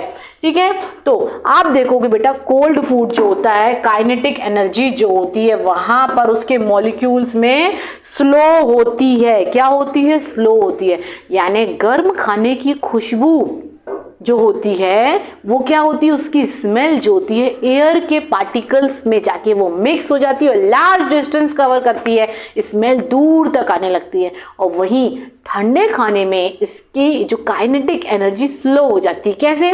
ठंडे खाने में खुशबू ज़्यादा नहीं आती है, नहीं, उसके पार्टिकल मूव नहीं करेंगे, इस वजह से उसमें जो है खुशबू नहीं आती है। ठीक है, और ऐसे पोटेशियम परमैंगनेट, हॉट वाटर में बेटा देखो एग्जाम्पल लो, गर्म पानी है, गर्म पानी में शुगर ऐड करो, यूं क्विकली वो क्या हो जाएगी? डिसॉल्व हो जाएगी। और अगर आपने ठंडे पानी में किया है तो इट टेक्स टाइम, समय लगेगा। क्यों? टेम्परेचर जब ज्यादा होता है तो काइनेटिक एनर्जी फास्ट होती है, यानी कि जो आपके किसके शुगर के क्रिस्टल्स हैं वो वाटर के पार्टिकल्स में फास्टली क्या हो गए? डिसॉल्व हो गए। क्यों? क्योंकि वाटर का टेम्परेचर ज्यादा था, वाटर का टेम्परेचर ज्यादा है जिसकी वजह से शुगर क्रिस्टल क्या हुए? उसमें मिक्स हो गए। और वहीं कोल्ड वाटर में क्या है? काइनेटिक एनर्जी कम है और हॉट वाटर में काइनेटिक एनर्जी ज्यादा है। तो समझ में आया कॉन्सेप्ट? चलिए आगे बढ़ते हैं। ठीक है। अभी देखो यहाँ पर एक कॉन्सेप्ट है बेटा, लो मूवमेंट। लो टेम्परेचर में मूवमेंट कैसा होता है? लो होता है। वही एग्जाम्पल आपने क्या किया है, यहाँ पर ये वाटर है, ये क्या है? वाटर है, ठीक है, ये वाटर है और इस बीच में हमने डाले शुगर के क्रिस्टल। क्या डाल दिए बेटा? शुगर के क्रिस्टल डाल दिए। ये क्या है? Sugar crystal. और ये क्या है? वाटर। तो क्या कोल्ड वाटर में, कहां पे? Cold water. कोल्ड वाटर में, अच्छा ये बताओ कि कोल्ड वाटर में टेम्परेचर कैसा है? कोल्ड वाटर का कम है। जब टेम्परेचर कम है तो उसके जो मूवमेंट हो रहा है पार्टिकल्स का, कैसा हो रहा है? लो मूवमेंट हो रहा है। कैसा हो रहा है? लो मूवमेंट हो रहा है। समझ में आ रहा है? ये लो मूवमेंट है, ये साइन जो है दिख रहा, लो मूवमेंट। पर वहीं उस केस में कब? हाई के, हायर टेम्परेचर। अभी क्या है, आपने क्या किया उसको,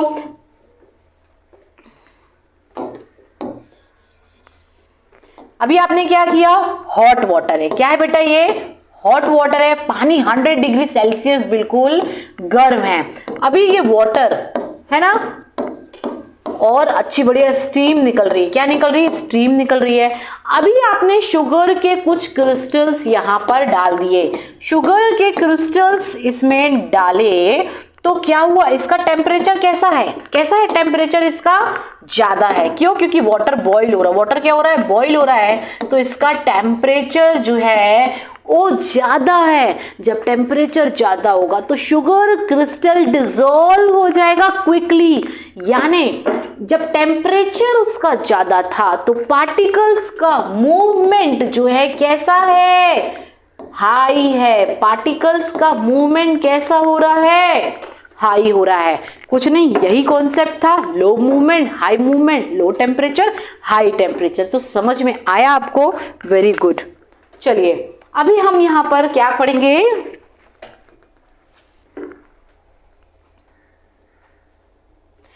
सेम केस बेटा, एक और केस देखेंगे, केस स्टडी। यानी कि ये क्या है? हॉट वाटर है। ये क्या है?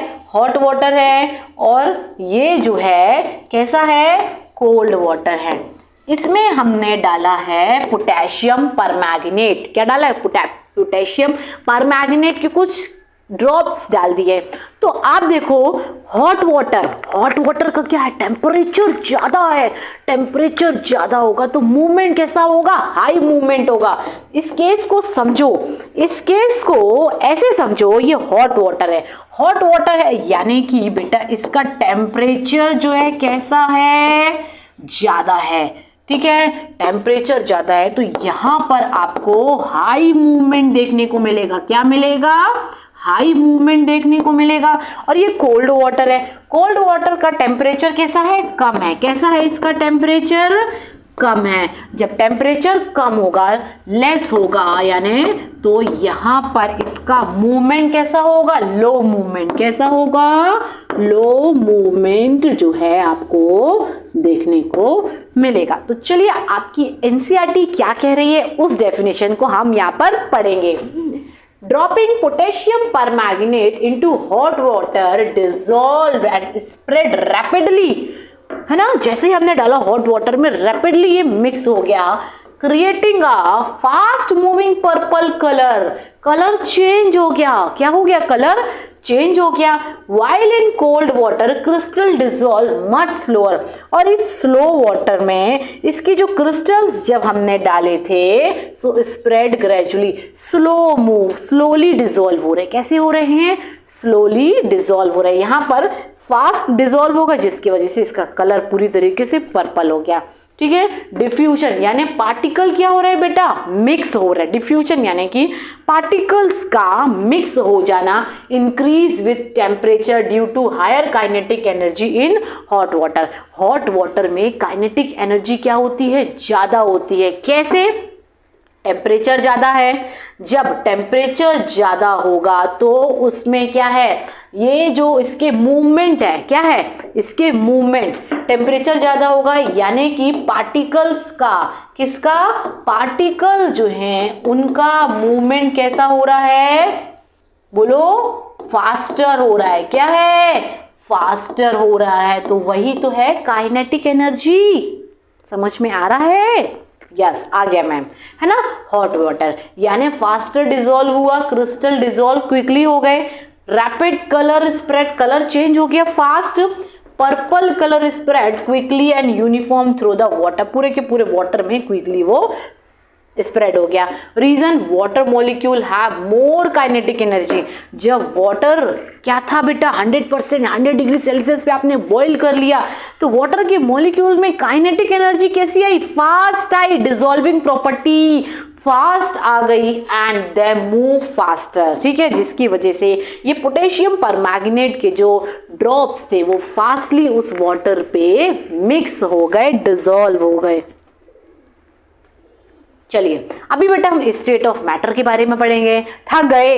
नहीं बाबू, किस बात का थकना, you are the good good good, है ना, आप बहुत अच्छे हो। मैंने आपको बोला हुआ है कि एक बार में पढ़ के एक चैप्टर को फिनिश करना, आईक्यू लेवल बढ़ाना है। चलिए, तो स्टेट ऑफ मैटर क्या होता है? स्टेट ये वो मैटर नहीं है, समझो मेरे क्लास में मैटर हो गया है, जब होमवर्क करके नहीं आते हो मैडम आपको पनिशमेंट देती है, क्लास के बाहर खड़ा कर देती है और हम उस पनिशमेंट को एंजॉय करते हैं। So don't waste time, don't think like this, है ना। ये मैटर बेटा, स्टेट ऑफ मैटर जो है यहाँ पर हम 3 टाइप के पढ़ेंगे। एक है बेटा सॉलिड के केस में, सेकेंड है लिक्विड के केस में, और थर्ड जैसा कि हम सभी पढ़ते आ रहे हैं गैस। गैस के केस में आप देख रहे हो यहाँ पर गैस में क्या होता है बेटा, इवोपरेशन होता है। क्या होता है?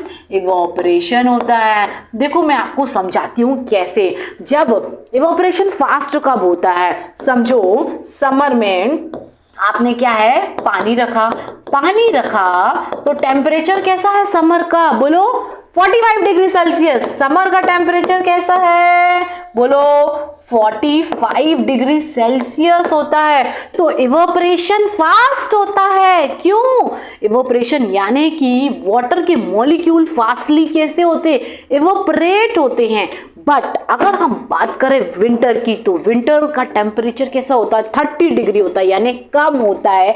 और यहाँ पर वाटर का जो इवोपरेशन होता है वो कम होता है, यानी काइनेटिक एनर्जी यही तो है ना, कि किस तरीके से पार्टिकल्स क्या हो रहे हैं, इवोपरेट हो रहे हैं, मूवमेंट हो रहा है उनका। समझ में आया? चलिए अभी हम थोड़ा सा डिफरेंस पढ़ेंगे इनके बीच में। ठीक है, सॉलिड के केस में, लिक्विड के केस में और गैस के। डिफरेंस आ जाए या कैरेक्टरिस्टिक्स आ जाए, बात सेम ही है, दोनों एक ही है। चलिए, तो आपने देखा बेटा कि सॉलिड के केस में इनके बीच में जो क्या है, स्पेस है पार्टिकल्स का, कैसा होता है, ये टोटली, बोलो मोस्टली पैक्ड होते, टाइटली पैक्ड होते हैं। ये कैसे होते हैं, है ना, क्लोजली, ये टोटली कैसे हैं, पैक्ड हैं। वहीं लिक्विड के केस में आपको दिख रहा है less packed, less closely packed है, कुछ स्पेस इनके बीच में होता है। पर अगर गैस की बात करें तो गैस के में तो इनके मॉलिक्यूल्स बहुत दूर दूर होते हैं। ठीक है, यानी डिफ्यूजन हम देखेंगे सॉलिड के केस में बिल्कुल निगलेबल, स्लो है। सबसे ज्यादा कहां पर है, तो बोलो सबसे ज्यादा आपको गैस के केस में मिलेगा। टेम्परेचर जब ज्यादा हो जाएगा तो इवेपोरेशंस कैसा हो जाएगा बेटा, डिफ्यूजन कैसा हो जाता, फास्ट होता है। और है ना, यहाँ लिक्विड में भी फास्ट होता है और गैस के केस में तो सबसे ज्यादा फास्ट होता है। अभी मैंने आपको पढ़ाया। देन इंटर पार्टिकल फोर्स आपने पढ़ा, सॉलिड के केस में कैसा है, फोर्स ऑफ अट्रैक्शन कैसा है, बहुत ज्यादा देखने को मिलता है। वहीं लिक्विड के केस में सॉलिड से आपको कम देखने को मिलेगा, और गैस के केस में तो क्या है, नेग्लेबल, है ना। गैस के केस में इंटर पार्टिकल फोर्स जो है बिल्कुल बहुत कम होता है। अभी काइनेटिक एनर्जी आपने पढ़ी, काइनेटिक एनर्जी बेटा हायर देन सॉलिड, है ना। यहाँ पे है ना कि कैसे डिफ्यूजन हो रहा था, सबसे ज्यादा कहाँ पे है काइनेटिक एनर्जी, बोलो इस गैस के पास है, फिर लिक्विड के पास है, सबसे कम जो है यहाँ पर सॉलिड के केस में है। देन रिजिडिटी, यस इसके पास क्या है, ज्यादा है ना। क्यों? क्योंकि इनके बीच में इंटर पार्टिकल फोर्स क्या है, सबसे ज्यादा है, जिसकी वजह से सॉलिड जो है रिजिड होता है, टाइट स्ट्रॉन्ग होता है, इसे तोड़ नहीं सकते, ठीक है, बहुत ज्यादा होता है, इस वजह से ये रिजिड होते हैं, जबकि लिक्विड के केस में कम होते हैं। Solid less rigid than solid, ऐसे कर दो, less rigid than solid. 5 marks का क्वेश्चन है, वेरी वेरी वेरी इंपॉर्टेंट है ना। आपको बेटा 5 मार्क्स का क्वेश्चन है, चाहे आपको कैरेक्टरिस्टिक्स के फॉर्म में आए या फिर डिफरेंस के फॉर्म में आए, जरूर लेके आएंगे आप। और यहाँ पर रिजिडिटी होती ही नहीं है, नहीं होती है। चलिए, तो अभी हम यहां पर पढ़ेंगे बेटा कि gas exert pressure wall of the container. आप बोलोगे मैम कि गैस जो है कंटेनर में कैसे प्रेशर एक्सर्ट कर रही है? अरे समझो, गैस कौन सी गैस, ये कार्बन डाइऑक्साइड नहीं है कि जो हम है ना CO2 छोड़ते हैं, नो, ये गैस बेटा हमारे घरों में क्या यूज होता है, LPG गैस यूज होती है, ठीक है। हम अपने घरों में क्या है, LPG यूज करते हैं। उसके बाद जो व्हीकल्स आ गए हैं, तो वो कौन से व्हीकल हैं, CNG व्हीकल है ना, कंप्रेस्ड नेचुरल गैस, जिससे कि क्या है, एनवायरमेंट पॉल्यूट ना हो, ठीक है, जो कि सिलेंडरों में भरी हुई होती है, और व्हीकल तो चलेंगे ना, है ना। और कौन सी गैस आ गई है, तो मीथेन गैस। मीथेन गैस बेटा जो कि गोबर प्लांट जो होता है ना, पशुओं का जो गोबर होता है, उससे भी गैस जो है बनाई जा रही है, मीथेन गैस। तो अब समझो कि ये गैस अल्टीमेटली किस में भरी हुई है, ये किसी कंटेनर में भरी हुई है। अब जब किसी कंटेनर में भरी हुई है, तो गैस के पार्टिकल्स कैसे, आपको तो मैंने पढ़ाया ना कि गैस के पार्टिकल ऐसे फ्रीली मूव करेंगे, यानी कि गैस में क्या है, एटम्स प्लस मॉलिक्यूल, ठीक है, मॉलिक्यूल, ये जो है ना फ्रीली मूव करेंगे इन ऑल द डायरेक्शन, सारे डायरेक्शन में। क्यों? क्योंकि गैस के पार्टिकल्स कैसे हैं, दूर दूर होते हैं, है ना। आपने पढ़ा है कि गैस के पार्टिकल्स कैसे होते हैं, दूर दूर होते हैं। तो ये ऑल डायरेक्शंस में, सभी डायरेक्शंस में यूं हाई प्रेशर है, जब कंटेनर को हिट करेंगे, उस पर प्रेशर एग्जर्ट करेंगे, तो वो हाई प्रेशर होता है। बस इतना सही कॉन्सेप्ट था। चलिए अब आपकी एनसीईआरटी की थ्योरी पढ़ लेते हैं कि रैंडम मोशन यानी gas particle atom and the molecules move freely all the direction, है ना। इसके पार्टिकल्स बेटा हर डायरेक्शंस में क्या है, फ्रीली मूव करेंगे। Then particle hit wall of the container, है ना। क्या है बेटा, ये सारे डायरेक्शन में क्या है, मूव हो रहे हैं, सब डायरेक्शन में मूव होंगे, तो ये क्या करेंगे। और ऑक्सीजन सिलेंडर, उसमें भी कौन सी गैस भरी हुई है, उसमें भी तो ऑक्सीजन सिलेंडर है, जो रेड कलर का ऐसा होता है, हॉस्पिटल में लगा हुआ होता है। तो गैस के पार्टिकल क्या करते हैं, है ना, कंटेनर में जो है वो जब मूव होते हैं तो क्या करते हैं, वो ये देखो एक्सर्ट हाई प्रेशर। अभी कौन कौन सी गैस, हम LPG gas, CNG gas, methane gas और ऑक्सीजन सिलेंडर की, जो ऑक्सीजन सिलेंडर होते हैं उसमें भी ऑक्सीजन होती है ना। तो इसके पार्टिकल सारे डायरेक्शन में यूं डिशुम डिशुम डिशुम डिशुम क्या है, प्रेशर एक्सर्ट करते हैं उसके कंटेनर के वॉल पर। तो समझ में आया। चलिए आगे बढ़ेंगे बेटा हम यहाँ पर, तो यहाँ तक समझ में आया, बहुत ही प्यारा चैप्टर है ये। चलिए तो अभी देखो यूनिट ऑफ टेम्परेचर के बारे में पढ़ेंगे। बहुत ही प्यारा सा क्वेश्चन है, आपकी बुक में एक क्वेश्चन दिया हुआ है, शायद ये वाला क्वेश्चन है ना, दिस इज द क्वेश्चन। ये क्वेश्चन आपकी बुक में दिया हुआ है। तो समझो जो टेम्परेचर होता है, यूनिट ऑफ टेम्परेचर क्या है। सबसे पहले समझो कि एक रूम का टेम्परेचर, आपके और मेरे रूम का टेम्परेचर कितना है।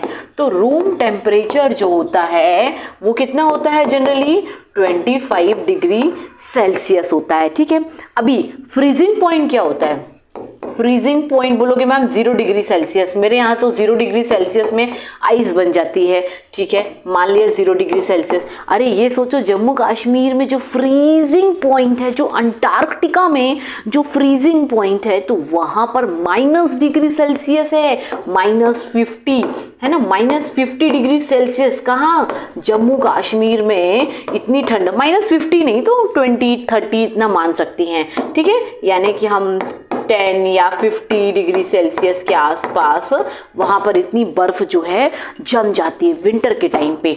तो समझो कि जो टेम्परेचर की जो यूनिट्स होती हैं वो होती हैं Celsius, Fahrenheit and kelvin. 3 units होती हैं। फर्स्ट है केल्विन, सेकेंड है बेटा सेल्सियस और थर्ड है फ़ारेनहाइट। तो कुछ क्वेश्चंस आपकी बुक में दिए हुए हैं, चलिए उन्हें हम कर लेते हैं। तो जो आइस का मेल्टिंग पॉइंट है वो आपके बुक में दिया है 0 degree Celsius equals to 273.15 kelvin. ये आइस का मेल्टिंग पॉइंट होता है, जो कि हम राउंड ऑफ अगर करें तो कितना हो जाएगा बेटा 273 केल्विन हम इसे मान लेते हैं। यानी 0 डिग्री सेल्सियस को हमने लिखा 273 केल्विन के आसपास हमने लिख लिया। ठीक है, चलिए तो अभी आप केल्विन, केल्विन किस में होता है बेटा 0 डिग्री सेल्सियस प्लस 273 होता है। अभी हम बोले 30 डिग्री सेल्सियस की वैल्यू कैसे निकालनी है, तो 30 डिग्री सेल्सियस की वैल्यू आपको कैसे निकालेंगे, तो चलो करो 30 प्लस 273 कितना हो जाएगा, चलो कैलकुलेट करो मेरे साथ। तो ये हो गया 3, 3 प्लस 7 10 और ये हो गया 1, तो कितना 303 है ना, 303 कितनी आएगी केल्विन आएगी, 303 केल्विन आएगी। ठीक है, ऐसे ही 100 डिग्री सेल्सियस की वैल्यू कैसे करनी है, तो सिंपल सा है, आप उसमें ऐड कर दीजिए। कहाँ करती हूँ 100 है ना प्लस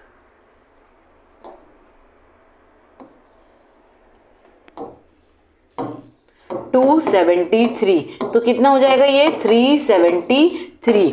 तो ये इसकी 373 जो है वैल्यू आ गई। समझ में आया, कुछ भी नहीं था। SI unit, unit of temperature क्या है, सेल्सियस, फ़ारेनहाइट, केल्विन है। रूम टेम्परेचर आपका और मेरा जनरली बेटा यूनिवर्स में 25 डिग्री सेल्सियस माना गया है। फ्रीजिंग पॉइंट बात करें तो फ्रिज का तो ठीक है 0 डिग्री सेल्सियस और उससे भी माइनस में होता है। फ्रीजिंग पॉइंट क्या होता है, माइनस में होता है। आपकी बुक में आइस का मेल्टिंग पॉइंट कितना दिया है 0 डिग्री सेल्सियस पे 273.15 केल्विन, जो कि हमने राउंड ऑफ करके इतनी मान ली है, 273 केल्विन मान ली है। अभी समझो 30 डिग्री सेल्सियस पे वैल्यू जो है कितनी आई है, तो 300 है ना। कैसे निकाला, कुछ नहीं, हमने 30 प्लस 273 जो है ऐड कर दिया, तो 303 केल्विन आ गई। ठीक है, वही 100 डिग्री सेल्सियस पे अगर हम निकालेंगे तो 273 में 100 ऐड कर देना है, तो 373 केल्विन जो है वैल्यू आ गई। यहां तक समझ में आया, चलिए आगे बढ़ते हैं। पानी पी लेती हूँ 2 मिनट। हाँ चलिए, तो अब ना matter of change its state है ना, यानी कि आपने पढ़ा है the state of matter can change due to, कैसे चेंज होगी, यानी सॉलिड से लिक्विड बनना और सॉलिड से लिक्विड बनना और लिक्विड से गैस बनना, इन सब के बारे में पढ़ेंगे। तो इसके लिए बेटा 2 चीजें बहुत ज़्यादा ज़रूरी है, जो कि है change in temperature and change in pressure. समझो, जब सॉलिड से लिक्विड बनता है यानी आइस से मेल्ट हुई, आइस मेल्ट हुई और क्या बना, लिक्विड बन गया, वाटर बन गया। अभी यही लिक्विड बेटा क्या हो गया, इसके मॉलिक्यूल्स वेपर हो गए, वेपराइज हो गए। कैसे हो गए, वेपराइज हो गए, तो वो क्या कहलाएगा, इवोपरेशन कहलाएगा। क्या कहलाएगा, वो इवोपरेशन जो है कहलाएगा। अभी हम वापस से क्या है समझो कि इस इस लिक्विड को वापस से जब हम आइस बनाएंगे तो क्या कहलाएगा, वो फ्रीजिंग कहलाएगा। समझ में आ रहा है, यानी सॉलिड से लिक्विड मेल्ट होके क्या बना, आइस लिक्विड बन गया, मेल्ट हुआ, सॉलिड मेल्ट हुआ तो बन गया लिक्विड। अभी ये लिक्विड वापस से फ्रीज हुआ तो क्या बन गया, आइस बन गया।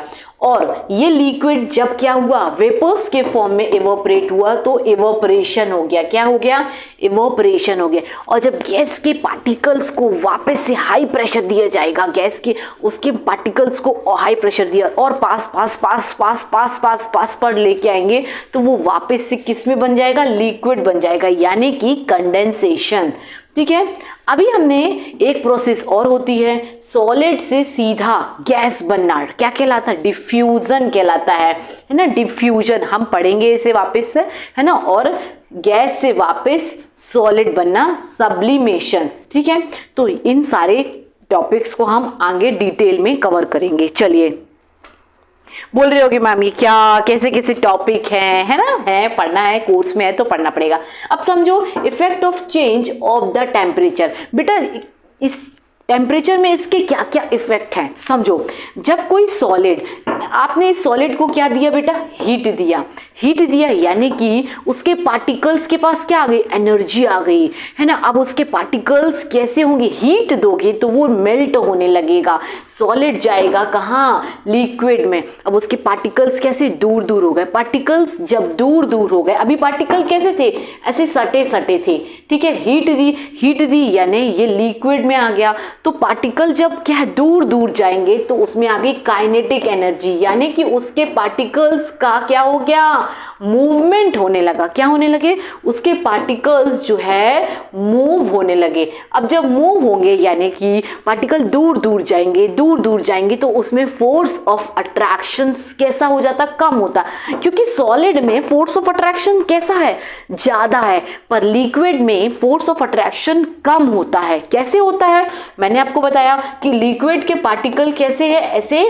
दूर दूर है, इसके पार्टिकल्स बिल्कुल सटे सटे पार्टिकल है। जब पार्टिकल ऐसे सटे सटे होंगे तो यहां पर फोर्स ऑफ अट्रैक्शन ज्यादा है, यहां पर फोर्स ऑफ अट्रैक्शन कम है। क्यों, पार्टिकल्स जो हैं दूर दूर जा रहे हैं और इन पार्टिकल्स का क्या हो रहा, मूवमेंट हो रहा, मूव हो रहे हैं, तो उसमें क्या हो रही है, काइनेटिक एनर्जी जो है लग रही है, ठीक है। अब इस लिक्विड को और हीट किया आपने, जब इस लिक्विड को और हीट करोगे तो ये लिक्विड कहाँ जाएगा, गैस में वेपराइज होने लगेगा, इवोपरेशन होने लगेगा, यानी कि इन पार्टिकल्स का इंटर पार्टिकल स्पेस, इसके पार्टिकल बेटा और दूर दूर जो है हो जाएंगे, यह है ना। तो बस ये एक प्रोसेस है कि सॉलिड से लिक्विड, लिक्विड से गैस, जो कि आप हीट देने पे होगा, और इस जो किसी मतलब टेम्परेचर में होता है, जनरली क्या होता है, टेम्परेचर में होता है। तो चलिए अभी हम सॉलिड टू लिक्विड यानी फ्यूजन मेल्टिंग पॉइंट पढ़ेंगे कि कोई आइस है, अभी आपके एक बुक में दिया है कि 1 kg आइस है ना, 1 kg आइस जो है सॉलिड, आइस कैसा है, सॉलिड, अभी ये मेल्ट होगा और लिक्विड बन जाएगा। क्या बन जाएगा, ये लिक्विड बन जाएगा। चलो तो देखो यहां पर क्या होता है कि अब इस ये 1 kg आइस है, सपोज ये 1 kg आइस मेल्ट होके क्या बन रहा है बेटा, फ्यूजन हो रहा है ना। क्यों, उसका जो स्टेट है वो कैसा हो रहा है, चेंज हो रहा है, यानी ये मेल्ट होके क्या बन जाएगा, एक लिक्विड हो जाएगा। आपने इसमें क्या दी, आप इसे कंटिन्यू हीट दे रहे हो, क्या दे रहे हो बेटा, इस आइस को कंटिन्यू हीट दे रहे हो। तो जब आप इसे हीट देते हो तो इसकी जो लेटेंट हीट है, यानी क्या होता है कि जब कोई सॉलिड रहता है और 0 डिग्री सेल्सियस आने के बाद क्या होता है, ये सॉलिड 0 डिग्री सेल्सियस, जनरली ये माइनस पॉइंट में जमा हुआ है, इसका फ्रीजिंग पॉइंट कितना होगा, -5 डिग्री, -3 डिग्री, ठीक है, ऐसा हुआ। इसके बाद ये 0 डिग्री सेल्सियस पे आया, कहाँ आया, 0 डिग्री सेल्सियस पे आया। समझो इसे,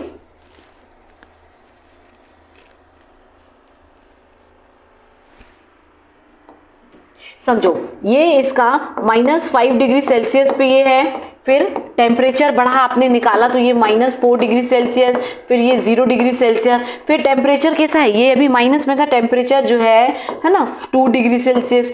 आइस कैसे है, टेम्परेचर उसका कंटिन्यू बढ़ रहा है और ये धीरे धीरे जो है मेल्ट हो रही है, यानी कि टेम्परेचर जो है, हीट तो कंटिन्यू दे रहे हो पर टेम्परेचर चेंज नहीं हो रहा है। आपने कंटिन्यू यहाँ पर क्या दे रहे हो बेटा, हीट तो उसे मिल रही है बट उसका टेम्परेचर जो है कैसा है, नो चेंज, उसके टेम्परेचर में कोई भी चेंज नहीं है। तो ये हीट गई कहाँ, ये हीट बेटा जाती है इस सॉलिड के पार्टिकल्स को, इसके बॉन्ड को कंटिन्यू वो तोड़ रही है जब तक कि पूरा का पूरा लिक्विड ना बन जाए। क्या, जब तक कि ये जो आइस है पूरा का पूरा क्या है, ये आइस, ये हीट कहाँ जा रही है, इसके मॉलिक्यूल्स को तोड़ रही है, इसके जो बॉन्ड है ना इसको क्या कर रही है, तोड़ रही है, तोड़ने का काम कर रही है, क्योंकि सॉलिड के मॉलिक्यूल्स कैसे पास पास है, तो इन मॉलिक्यूल्स को क्या कर रही है, वो ऐसे तोड़ रही है। तो जो लेटेंट हीट जो है, जो आप हीट तो कंटिन्यू जा रही है पर टेम्परेचर में चेंज नहीं आ रहा, यानी कि वो हीट गई कहाँ, तो हीट ने इसके बीच जो मॉलिक्यूल्स है उसको तोड़ने का काम कर रही है। बस यही कहलाती है लेटेंट हीट। ठीक है, चलिए अभी पढ़ेंगे कि fusion and the melting point क्या होता है। So change from solid to liquid melting point, और इसे ही फ्यूजन कहते हैं। यानी कि सॉलिड से कहाँ आ जाना, लिक्विड में। जब सॉलिड से ये पूरा है ना अभी मेल्ट होना शुरू हुआ, कंप्लीट मेल्ट नहीं हुआ, थोड़ी मेल्ट हुई वाटर बना, फिर मेल्ट हुई वाटर बना, पूरा का पूरा जब ये मेल्ट हो जाएगा और पूरा वाटर बन जाएगा, समझ में आ रहा है, तो वही है फ्यूजन और मेल्टिंग पॉइंट। यानी कि latent heat of the fusion energy observe during the change from the solid to liquid, है ना। यानी कि फ्यूजन पॉइंट क्या है, सॉलिड से लिक्विड बनने में जो उसकी हीट जो छुपी हुई है, जो सॉलिड के पार्टिकल्स को तोड़ने का काम कर रहा है ना। Substance absorb heat, breaking bond and transiting from fix solid to fluid liquid state, ठीक है। देन हीट ऑफ फ्यूजन क्या है बेटा, एक energy needed to change the substance from solid to liquid. यानी कुछ नहीं, जो लेटेंट हीट है वो क्या कर रही है, सॉलिड के पार्टिकल्स को तोड़कर लिक्विड में जो है उसे कन्वर्ट कर रही है, और यही चीज कहलाती है फ्यूजन, और क्या कहलाती है, मेल्टिंग पॉइंट बोल सकते हो इसे, ठीक है। अभी हम पढ़ेंगे बेटा सॉलिड टू गैस के बारे में, यानी कि हम सॉलिड से गैस बनाएंगे, या ऑफ कोर्स सॉलिड से गैस बनाएंगे, और वो भी बिना लिक्विड के। समझ में आ रहा है। आप बोलोगे मैम ये कैसी पॉसिबल है, क्यों नहीं देखा है, जब ब्राइडल दूल्हा दुल्हन की स्टेज में एंट्री हो रही होती है तो वो ड्राई आइस होता है, ड्राई आइस जिसे कि हम क्या बोलते हैं, CO2। ड्राई आइस में क्या है, कार्बन डाइऑक्साइड होती है, और इस ड्राई आइस से जो है क्या है, गैस बनाई जाती है, वहां पर स्मोक होता है। तो यही तो है क्या, सॉलिड टू गैस, जिसे हम सब्लिमेशन कहते हैं। सो आया समझ में। यानी सब्लिमेशन क्या है, this is the change of the state solid to gas and without passing through the liquid state. यानी कि सीधे सॉलिड से गैस बन जाना बिना लिक्विड स्टेट के, और ये पॉसिबल है। यानी deposition in the change state from the gas to solid. समझो, जब सॉलिड से गैस बना तो क्या कहलाता है, सब्लिमेशन कहलाता है, और जब गैस से सॉलिड बना दिया गया तो वो क्या कहलाता है, डिपोजिशन। बोलोगे मैम पॉसिबल है क्या, आज की डेट में क्या पॉसिबल नहीं है, सब कुछ पॉसिबल है। यहां पर है गैस। अच्छा ये बताओ, चिप्स के पैकेट में क्या होती है, गैस होती है, नाइट्रोजन गैस जो है भरी हुई होती है। आ रहा समझ में आ रहा है ना। हाँ, अब ये गैस के पार्टिकल इन्हें पास लाया जाएगा, कंप्रेस किया जाएगा, कंप्रेस किया जाएगा, और कंप्रेस किया लिक्विड, और कंप्रेस किया, तो अब इन पार्टिकल्स को इतना कंप्रेस कर दिया कि ये बन गए सॉलिड, और यही क्या कहलाता है, डिपोजिशन कहलाता है, ठीक है। सो कार्बन डाइऑक्साइड है ना, यानी ये CO2 is the example of material that easily understand sublimation। so आया समझ में कि इस आइस से क्या बना लेना, इससे गैस जो है बना लेना। आ रहा है समझ में। डोंट फिकर when your science teacher is here. चलिए अभी सॉलिड से लिक्विड फ्यूजन और मेल्टिंग पॉइंट ये तो हम पढ़ चुके हैं, है ना। यानी बेटा आपने क्या दी, हीट दी। आइस में क्या है, आइस फ्रिज से निकाला, जनरली ये किस में होता है, फ्रीजिंग पॉइंट -5 डिग्री सेल्सियस, है ना। फिर आपने इसे निकाल दिया, अभी ये रूम टेम्परेचर में आ गया 4 डिग्री सेल्सियस, फिर आया यहाँ पर ऐसे मान लिया कि 3 डिग्री सेल्सियस, कितना, -3 डिग्री सेल्सियस। फिर यहाँ पर आपने कर लिया, कितना कर लिया, -2 डिग्री सेल्सियस, फिर ये 0 आएगा, फिर 2 डिग्री सेल्सियस बढ़ाया, फिर ये 4 डिग्री सेल्सियस। यानी आप कंटिन्यूसली यहाँ पर क्या दे रहे हो, हीट तो दे रहे हो, बट टेम्परेचर कांस्टेंट है, यानी टेम्परेचर चेंज नहीं हो रहा। तो वो हीट कैसी है, लेटेंट हीट ऑफ फ्यूजन कहलाती है। यानी कि वो हीट कहाँ छुपी गई, वहां कहाँ गायब हो गई, तो हीट बेटा इनके मॉलिक्यूल्स को, आइस के मॉलिक्यूल्स को क्या कर रही है, तोड़ रही है, क्योंकि इसके मॉलिक्यूल्स कैसे हैं, सटे सटे हैं, और इन मॉलिक्यूल्स को ये तोड़ रही है। देखो ये मेल्ट होके क्या बन रहा है, वाटर बन रहा, और लास्ट में जब ये पूरा मेल्ट हो जाता है तो ये क्या बन जाता है, लिक्विड, यानी कि वाटर। मैंने एक बार पढ़ा दिया, ये दोबारा आपको रिवाइज करवा दिया है, ठीक है, यानी कि ये क्या होता है। चलिए अभी हम यहाँ पर पढ़ेंगे क्या, बॉइलिंग, है ना, वेपराइजेशन। वेपराइजेशन यानी लिक्विड से गैस बनना, और ये कैसे पॉसिबल है, तो बॉइलिंग पॉइंट पे। आपको पता है कि जब ये बेटा बॉइल होता है तो यहाँ पर क्या है, वेपर्स निकल रही हैं। क्या निकल रही हैं, वेपर्स निकल रही हैं। और ये बॉइल जो है, बॉइल कब होता, 100 डिग्री सेल्सियस। कब होता है बॉइल, पूरा 100 डिग्री सेल्सियस पे ये बॉइल होना शुरू हो जाता है, सॉरी, है ना, 100 डिग्री सेल्सियस पे बॉइलिंग पॉइंट जो है शुरू हो जाता है। पर याद रखना ये पूरा बल्क अमाउंट है, क्या है, पूरा का पूरे बल्क अमाउंट में बॉइलिंग होता है, ये नहीं, है ना। बॉइलिंग जो है यानी कि इस बॉटम से लेके टॉप तक, कहाँ, ये बॉटम से लेके पूरा टॉप तक क्या हो रहा, बॉईल हो रहा, पूरा का पूरा बल्क में बॉईल हो रहा है। और इसी बॉइलिंग के थ्रू इवेपोरेशन होगा, यानी कि वाटर के मॉलिक्यूल्स जो है वाटर वेपर्स में कन्वर्ट हो जाते हैं। ठीक है, समझ में आया, वेरी गुड। चलिए बढ़ते हैं। चलिए तो अब हम इसकी डेफिनेशन पढ़ेंगे कि definition, the process where the substance change from liquid to gas. अब ये जो इसका स्टेट चेंज हो रहा है, कैसे, लिक्विड टू गैस, यानी वाटर वेपर्स जो है गैस के फॉर्म में कन्वर्ट हो रहा है।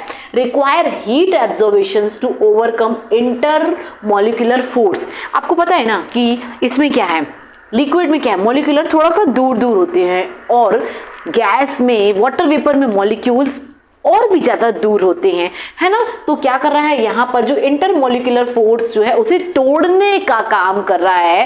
एंड बॉइलिंग एंड इवोपरेशन ये दोनों में ही होता है। अभी हम देखेंगे यहाँ पे इवोपरेशन बेटा जो टेम्परेचर पे भी डिपेंड करता है, यानी कि वेपराइजेशन जो हो रहा है, it is the liquid turning to the gas. Yes, ये वेपराइजेशन बेटा लिक्विड से कहाँ पर टर्न हो रहा है, गैस में हो रहा है। And the boiling evaporation being two main types. कैसे, एक तो टेम्परेचर से भी होता है, देन इवोपरेशन। अच्छा अभी हम इवोपरेशन के बारे में पढ़ेंगे।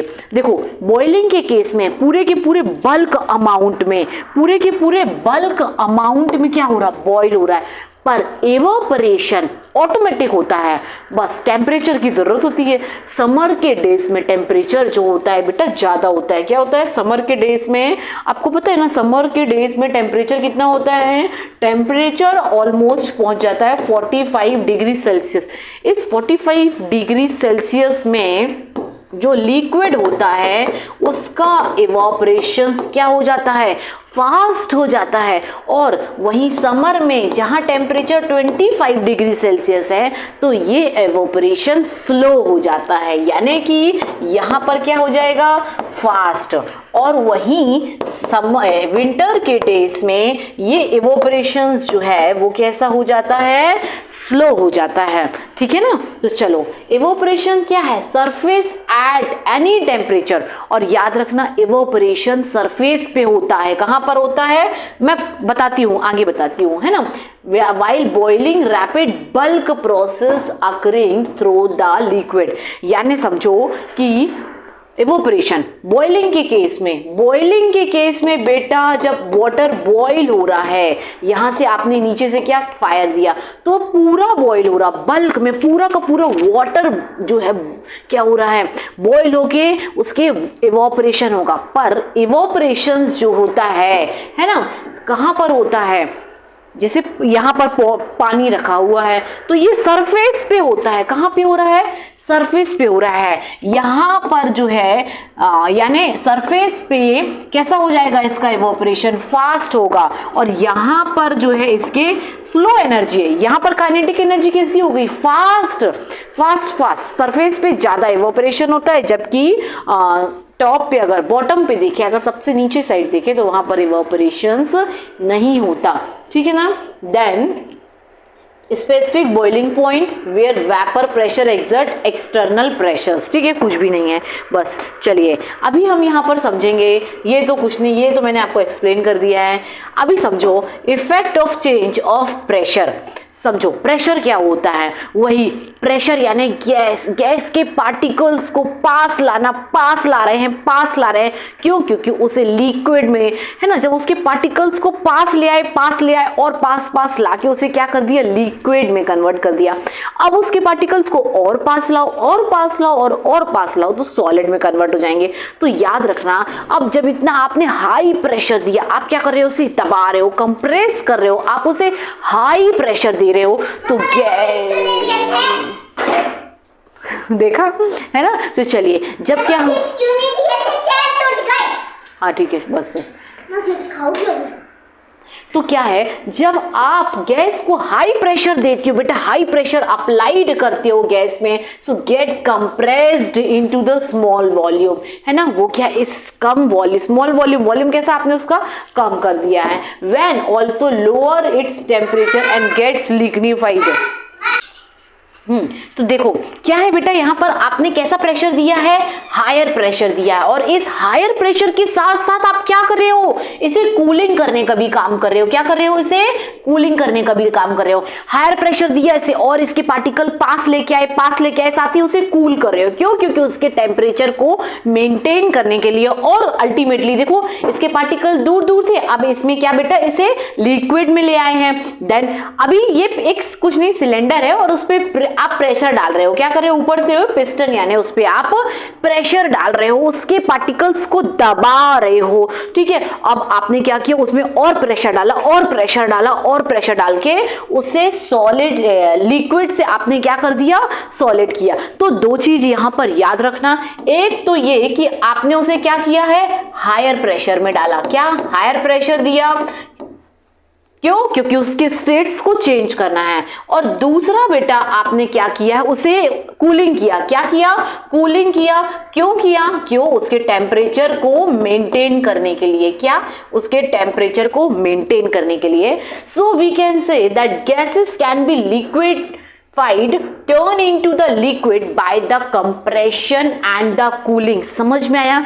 किसी भी गैस की स्टेट को चेंज करने के लिए पहले दो चीजें बहुत जरूरी है, यानी कि उसे कंप्रेस करना। आपने क्या किया, कंप्रेस किया, ठीक है, उसके वॉल्यूम को कम कर रहे हो, और दूसरा उसे कूल कर रहे हो। बस इतना सा ही कॉन्सेप्ट है और कुछ भी नहीं है। तो आया समझ में यहां तक? चलिए आगे बढ़ते हैं। इसके बाद आता है यहां पर सेम वही, है ना, गैस सॉल्युबिलिटी एंड प्रेशर। आपने क्या है बेटा, प्रेशर डाला जिससे ये पार्टिकल्स क्या है, कम हो गए, गैस से लिक्विड में आ गया। ये और एक डायग्राम्स के थ्रू जो है समझ में आ गया आपको। अभी देखो आपके बुक में क्या दिया है, हमने ये पढ़ा कि सॉलिड कार्बन डाइऑक्साइड जो है क्या होती है, ड्राई आइस होती है, सूखी हुई होती है। जनरली हम अपने घरों में जो आइस जमाते हैं ना, जब आपको निकालोगे तो उसमें थोड़ा पानी होता है, वो चिकनी होती है, पर ये ड्राई आइस पूरी तरीके से सूखी हुई होती है।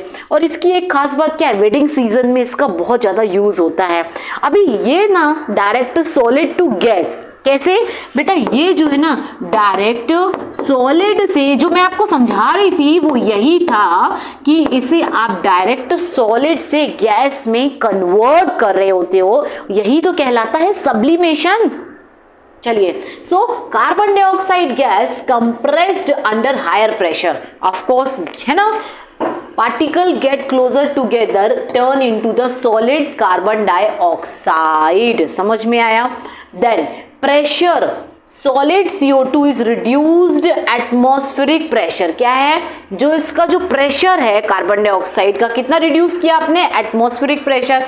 It rapidly convert to gaseous form, है ना, ये क्या हो जाएगी बेटा, गैसियस फॉर्म में जो है आ जाएगी, पासिंग थ्रू लिक्विड फेसेस, है ना, बिना लिक्विड पास किए। यहाँ पर लिक्विड का कोई भी रोल जो है नहीं होता है, और ये क्या कहलाता है, सब्लिमेशन, यही कहलाता है। It is store under high pressure. पता है आपको ये जो CO2 dry ice carbon dioxide इसे बहुत ज्यादा हाई प्रेशर में रखा जाता है। Then solid carbon dioxide is also called a dry ice. इसे क्या कहते हैं बेटा? ड्राई आइस कहते हैं। And it directly transforms from solid to gaseous state, है ना, ये सॉलिड से डायरेक्ट गैसियस स्टेट में आ जाती है। Then process called the sublimation, है ना, ये सब्लिमेशन कहलाता है। बस यही था ड्राई आइस का कॉन्सेप्ट। समझ में आया? चलिए आगे बढ़ते हैं। बेटा रिवीजन बार बार 2 टाइम्स करने से ना वीडियो बहुत लंबी हो जाती है। प्रॉब्लम मुझे नहीं होगी, प्रॉब्लम आपको ही होगी, क्योंकि इसका जो टाइम ड्यूरेशन है ना वो बहुत ज्यादा बढ़ जाता है। पता नहीं आज बोर्ड को क्या हो रहा है। एवोपरेशन, अब यहाँ पे बेटा एवोपरेशन वो भी बिना बॉइलिंग के पॉसिबल है या? Of course. क्यों? जब मम्मी कपड़े सुखाती है तो उस क्या है इसमें बेटा लिक्विड होते हैं ना, वाटर के ड्रॉपलेट्स होते हैं गीले कपड़ों में। यस ऑफ कोर्स होते हैं, है ना। और जैसे कि हम पोछा लगाते हैं तो क्या रहता है? गीला रहता है। यस ऑफ कोर्स रहता है। देन हमें स्वेटिंग आता है। अब ये सारी प्रोसेस जो है एवोपरेशन, यानी कि एवोपरेशन तो बॉइलिंग के केस में होता है। तो क्या हम बॉइल हो रहे हैं? नहीं, बिल्कुल भी नहीं। बिना बॉइलिंग के भी एवोपरेशन होता है। अभी जो हमने पढ़ा वो तो बॉइलिंग के पर्पज से पढ़ा था, पर अब हम यहाँ पर बिना बॉइलिंग के पर्पज से एवोपरेशन जो है समझेंगे, इसके कॉन्सेप्ट को समझेंगे। तो समझो, the process which a liquid get converted to gaseous form, यानी बेटा ये लिक्विड जो है इस गैसियस फॉर्म में कन्वर्ट हो जाएगा एट एनी टेम्परेचर, ठीक है, बिलो इट्स बॉइलिंग पॉइंट, किसी भी टेम्परेचर में, और वो भी बिना बॉइल के। वही है एवोपरेशन का कॉन्सेप्ट। समझो इसमें क्या है, एटमॉस्फेयर पे क्या होता है बेटा बताओ? एटमॉस्फेयर के एयर पार्टिकल्स होते हैं। एयर पार्टिकल्स क्या करते हैं? ये इसमें वाटर की क्या है? ड्रॉपलेट्स है। क्या है इसमें? वाटर के ड्रॉपलेट्स हैं। तो ये एटमॉस्फेयर से क्या लेंगे? हीट लेंगे। क्या लेंगे? हीट लेंगे और इवेपोरेट हो जाएंगे। क्या करेंगे? इवेपोरेट हो जाएंगे। सेम वैसे ही है ना, यहाँ पर क्या है? Drying of the mopped floor. समझो, यानी कि जो आपका फ्लोर है वो गीला तो है, पर यहां पर क्या है, इस रूम में जैसे सपोज एयर के पार्टिकल्स हैं, ये एयर के पार्टिकल्स क्या करेंगे? ये जो इसके जो वाटर ड्रॉपलेट्स है इस एयर के पार्टिकल्स में जाकर जो है क्या करेंगे? अपने एटमॉस्फेयर से हीट लेते हैं और इवापोरेट हो जाते हैं। सेम बेटा ऐसे ही है ना, ड्राइंग ऑफ स्वेटिंग। हमेशा याद रखना कि हमें ना पसीना आने पे हमें स्वेटिंग, पसीना तो आ रहा, उसके बाद हमें ठंडा लगता है। क्यों? ये कैसे होता है? तो समझो कि हमें स्वेटिंग आई, अब वो जो पसीना है वो हमारी बॉडी से हमारी बॉडी से क्या लेता है? हीट लेता है। क्या लेता है बेटा? वो हीट कहाँ से लेगा? हमें अंदर से लेगा, हमारी बॉडी से लेगा और फिर इवेपोरेट करेगा। ठीक है, अभी देखो कैसा है। हाँ, रीजन ऑफ इवेपोरेशन समझो।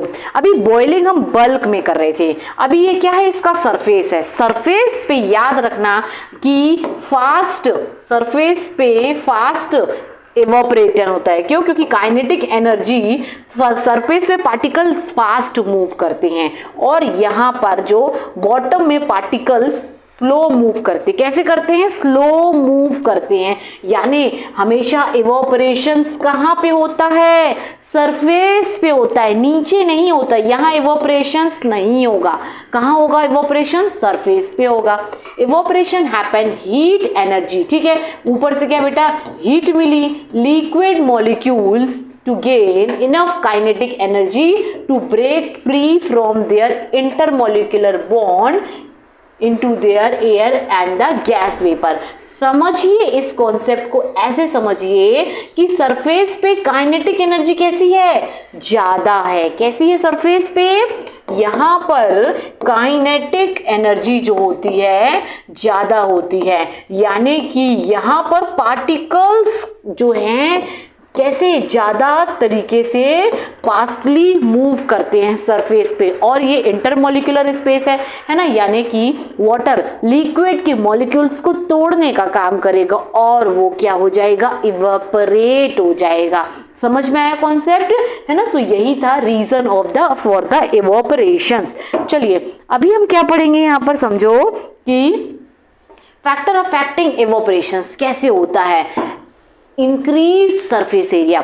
हमेशा देखना घर पे मम्मी बेटा कपड़े ऐसे नहीं डालती, मम्मी आएगी, मम्मी क्या करेगी, कपड़े को है ना पूरा खोल के डालेगी, यानी मम्मी ने सरफेस एरिया कैसा कर दिया, उसका बढ़ा दिया। और याद रखना जब सरफेस एरिया ज्यादा होता है तो इसके मॉलिक्यूल, इसके जो इसमें क्या है, वाटर के ड्रॉपलेट्स हैं, और ये वाटर के ड्रॉपलेट्स एयर के ड्रॉपलेट्स में क्या है, वहां से हीट लेगी, अपने सराउंड्स एटमॉस्फेयर से हीट लेगी, जिससे कि ज्यादा से ज्यादा इवापोरेशंस फास्ट हो जाएगा।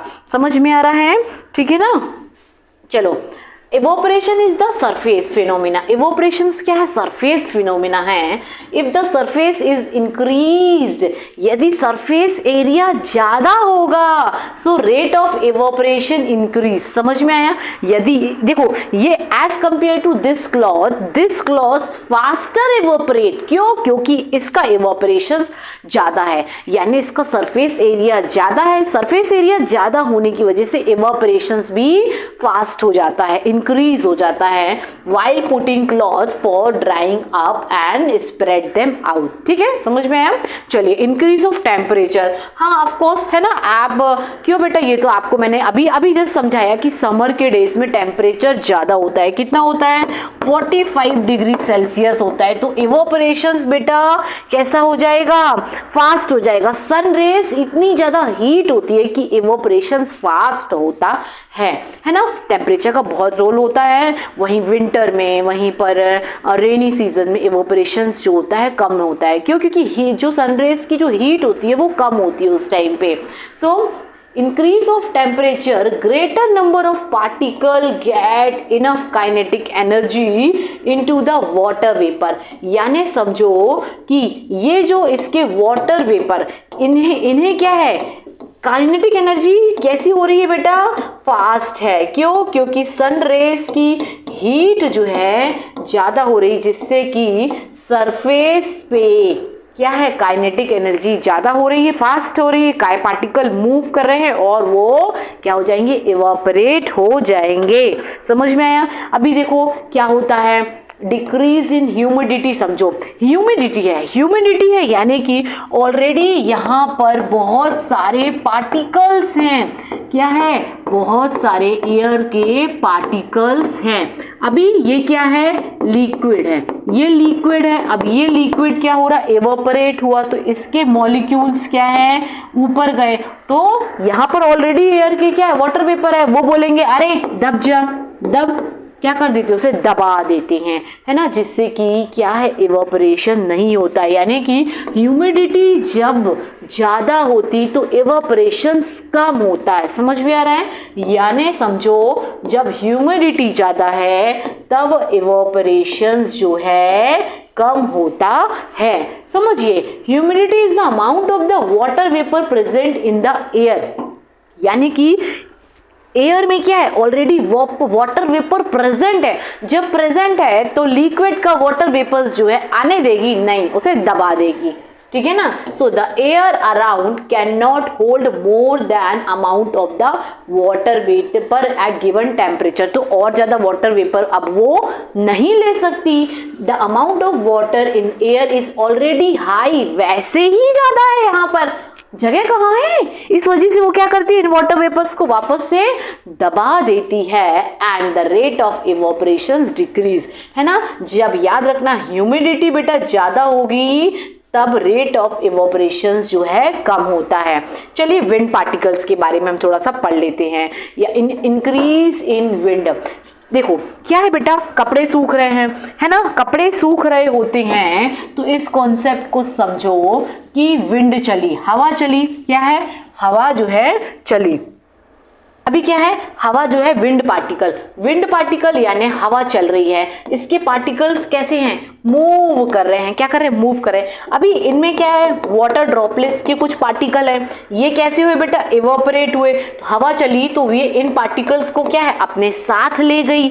ठीक है, फिर ये पार्टिकल ऊपर आए वाटर वेपर के फॉर्म में, फिर हवा चली, फिर ये पार्टिकल इसे अपने साथ ले गए। यानी कि जब हवाएं चलती हैं तो कपड़े कैसे फास्ट जो है ड्राई हो जाते हैं। यही था concept. Cloth dry faster on the windy day. है ना, ज्यादा जल्दी क्या हो जाते हैं बेटा, ड्राई हो जाते हैं क्लॉथ्स। क्यों? इंक्रीज इन विंड स्पीड, हवा की स्पीड कैसी होती है, तेज होती है। So particle of water vapour move away from the wind. So इसके जो वाटर वेपर है, जैसे ये इवोपरेट हुए तो ये पार्टिकल्स इसे अपने साथ ले गई। अभी ये स्पेस क्या हो गया, खाली हो गया। क्या हो गया बेटा, ये स्पेस जो है खाली हो गया, ठीक है, यानी हवा जो है चली गई। क्या हो गई, चली गई। फिर जो है, फिर यहाँ पर इसने वाटर वेपर किया, फिर यहाँ पर हवा जो आई, फिर इस पार्टिकल्स को क्या है, ले गई। ऐसे कॉन्सेप्ट चलता रहता है ना। So decreasing the amount of water vapour in the surrounding. So समझ में आया ये कॉन्सेप्ट। चलिए आगे बढ़ते हैं। चैप्टर बस कुछ नहीं, थोड़ा सा बचा है, खत्म होने वाला है, और कुछ भी नहीं है ना। अभी देखो कि जब हमें पसीना आता, अरे पसीना है ना, जब गर्मी में क्या है बेटा, पसीना आ रहा होता है तो हमें ठंडा फील होता है। ये कैसा कॉन्सेप्ट है कि हमारी बॉडी में पसीना आ रहा है और हमें ठंडा फील हो रहा है, ये कैसा लॉजिक है? अरे लॉजिक है, यही तो है साइंस। कैसे समझो, हमारी बॉडी में बेटा क्या है, स्वेटिंग हुई, स्वेटिंग हुई तो क्या होता है कि ये हीट लेते हैं, और हीट याद रखना कहाँ से लेते हैं, तो हमारी बॉडी में टेम्परेचर होता है ना, एक टेम्परेचर होता है। याद रखना, जब ये टेम्परेचर आपका डिस्टर्ब होता है तभी तो आपको फीवर आता है ना। जब टेम्परेचर हमारी बॉडी का बिगड़ता है तभी हमें फीवर भी आ जाता है ना। टेम्परेचर बढ़ जाता है 101 डिग्री सेल्सियस, 102 डिग्री सेल्सियस जब टेम्परेचर हमारी बॉडी का होता है तो हमें फीवर आ जाता है। तो समझो, चलो आ जाओ पॉइंट पे। यानी कि समझो, sweating causes cooling because sweats evaporate taking heat from your skin. यही स्वेटिंग बेटा हमारी बॉडी से हीट लेता है। क्या लेता? हमारी बॉडी से यही है ना, हीट लेता है और क्या करता है, इवेपोरेट होता है। क्या होता है ये? इवेपोरेट होता है और हमें क्या फील होता है, कूलिंग, है ना, हमें ठंडा फील होता है। So during evaporation liquid absorb heat energy, है ना बेटा। इवोपरेशंस के केस में जो लिक्विड होते हैं, जो स्वेटिंग होते हैं, वो क्या कर रहे हैं, एनर्जी को ऑब्टेन कर रहे हैं, है ना। ये लिक्विड एनर्जी जो है बेटा, है ना, हीट एनर्जी क्या है, एब्जॉर्ब करते हैं, स्किन से करते हैं, from our surrounding to overcome their particle force of attraction and surrounding losses heat and become cool, है ना। तो क्या होता है, वो हीट लिया, एब्जॉर्ब किया और हमें कूल फील होता है। सेम केस जो है मटका, इसमें भी होता है। आपको लगता है अरे ये पानी, अरे फ्रिज का पानी मत किया करो, बहुत है ना थ्रोट प्रॉब्लम हो जाती है, तो ज्यादा हो सके देसी जुगाड़ जरूर अपना लगाया करो। अभी क्या होता है, इसमें बेटा छोटे छोटे बहुत सारे अपनी देसी मिट्टी है ना, हमारे भारत की मिट्टी। चलिए ठीक है, तो इसमें छोटे छोटे पोर्स होते हैं। क्या होते हैं? पोर्स होते हैं। और ये पोर्स जो है अंदर से क्या लेते हैं, हीट ले रहे हैं। क्या ले रहे हैं? हीट लेते हैं। उसके बाद अपने सराउंडिंग्स में क्या करते हैं, उसकी वाटर वेपर इवेपोरेट होते हैं। क्या होते हैं? उसके वाटर वेपर्स जो हैं वो इवेपोरेट होते हैं, और जब वो इवोपरेट होते हैं और जब वो इवोपरेट होंगे तो हमें मटके का पानी जो है ठंडा लगता है। यही थे बेटा कॉन्सेप्ट। आज पता नहीं क्या मेरे बोर्ड को क्या हो गया है कि ये अल्टीमेटली बार बार जो है बंद हो जा रहा है। चलिए, तो अब हम बेटा देखेंगे यहाँ पे कि इवोपरेशन और बॉइलिंग की मेन पॉइंट। अगर डिफरेंस आएगा 5 मार्क्स का, वेरी इंपॉर्टेंट है ना, अगर 5 मार्क्स का जो है क्वेश्चन आएगा तो आपको कैसे डील करना है। इवोपरेशन यानी बिना बॉइलिंग के, और बॉइलिंग के भी थ्रू भी इवोपरेशन होता है। तो याद रखना, इसमें अकर एट एनी टेम्परेचर, किसी भी टेम्परेचर में हो सकता है इवोपरेशन। 25 डिग्री सेल्सियस पे भी होता है, 45 पे भी होता है, 50 पॉइंट पे भी होता है। 100 डिग्री सेल्सियस की जरूरत नहीं है। पर अगर बॉइलिंग की बात करेंगे तो बॉइलिंग में एक सर्टेन टेम्परेचर चाहिए, जो कि कितना होता है, 100 डिग्री सेल्सियस होता है ना। और यहाँ पर डू नॉट रिक्वायर हीट की जरूरत नहीं है, पर बॉइलिंग के पर्पज में हीट इज द कंपल्सरी आपको हीट की जरूरत पड़ेगी। Water turn into vapour, water बेटा किसमें, वाटर वेपर्स में बन जाता है, और वो यहाँ पर जो है बॉइलिंग के पर्पस में वाटर टर्न इनटू लिक्विड के टर्न में बनता है। यहाँ पर क्या है, बबल्स आ जाते हैं ना, आपने देखा हुआ है इवेपोरेशन जब होता है और यहाँ पर बबल्स नहीं बनते। ये भी एक प्रकार की क्या है, फिजिकल प्रोसेस है, तो ये आपकी केमिकल प्रोसेस है, देख रहे हैं ना आप। Then water can turn into vapour by the heat, heat है ना, सनलाइट, सन हीट, सन की जो रेस आती है उसमें हीट होती है, एंड यहाँ पर आप बॉइलिंग बाय हीट है ना, not every liquid boil by heating and liquid turn into vapours and bubble accumulate and the pop, है ना। इसमें क्या है, बबल्स जो है बनने लगती है। हम चैप्टर को थोड़ा सा फास्ट फिनिश करेंगे क्योंकि अब आपका टाइम है ना, ये मैंने आपको पढ़ाया था है ना, गैसेस अब जब हम कंप्रेस कर रहे हैं तो ये बेटा ऑक्सीजन सिलेंडर है, ये हमारे एलपीजी सिलेंडर है, और ये जो है सीएनजी गैसेस जो कि हमारे घरों में यूज होती हैं। So can you compress gas into solid, so yes, है ना। कोई अगर पूछे, इट्स वेरी इंपॉर्टेंट क्वेश्चन है ना, बहुत इंपॉर्टेंट क्वेश्चन है, आएगा तो कैसे लिखना है, यस, जो you can compress gas, solid में कंप्रेस कर सकते हैं, है ना। Require extreme condition of higher pressure, बहुत ज्यादा आप पिस्टन में क्या higher pressure, compressor, higher pressure जो है आप लगा रहे हैं प्लस साथ साथ कूलिंग भी कर रहे हैं, है ना। याद रखना कि हायर प्रेशर प्लस कूलिंग दोनों चीजों की जरूरत होती है आपको। क्यों, क्योंकि उसके टेम्परेचर, आपको उसके टेम्परेचर जो है ना often very low temperature to force the gas molecule close enough to bond, है ना। गैस की मॉलिक्यूल को कैसे लाना बेटा, आपको पास पास लाना, पास पास लाना है, पास पास लाना है और पास पास लाना है। Then a process called the deposition, है ना। तो of course gas to solid जब आएगा तो डिपोजिशन यानी गैस के मॉलिक्यूल जब पास होके सॉलिड बन जाएंगे तो वो क्या, डिपोजिशंस कहलाता है। एंड सब्लिमेशन यानी सॉलिड टू गैस जाएगा, ये किस में होता है, ड्राई आइस में होता है। कहाँ होता है, ड्राई आइस में होता है।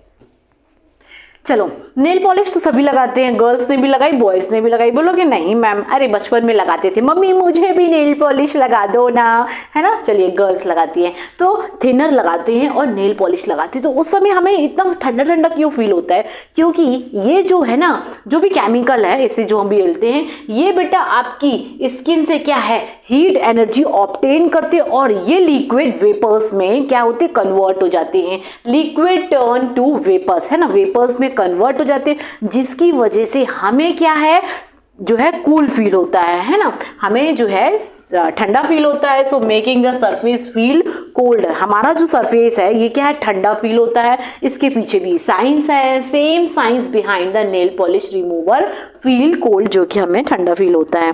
एक लास्ट एक्टिविटी और बची है कि हम सभी कहते हैं कि गर्मी में कॉटन के कपड़े वियर करो। क्यों, क्योंकि कॉटन के कपड़े में बेटा छोटे छोटे छोटे छोटे पोर्स होते हैं, जो कि पॉलिस्टर, जो आप स्कूल का जो यूनिफॉर्म पहनते हो ना, जो ग्रुप वाला होता है आपका शायद, है ना, अरे वो रेड ऑरेंज है ना, ग्रुप ना क्या बोलते, मुझे याद नहीं आ रहा कुछ भी अभी। तो कॉटन के क्लॉथ्स में क्या होते हैं, छोटे छोटे होल्स होते हैं, और ये होल्स हमारी स्किन से क्या करते हैं, हीट एनर्जी ऑब्टेन करते हैं, ठीक है। और ये फिर क्या है, वाटर्स वेपर एवोपरेट होने लगते हैं, जिससे कि हमें कॉटन के कपड़े पहनने में ठंडक मिलती है। So this is the science, we should wear cotton cloth in summer. क्यों, cotton is breakable fabric, heat promote air circulation and absorb sweat, है ना। पसीना को क्या करता है, ये एब्जॉर्ब करता है and leading to the cooling effect, है ना, हमारी बॉडी को ठंडा रखता है ना। सो अब से कॉटन के कपड़े पहनना, पॉलिस्टर के मत पहनना।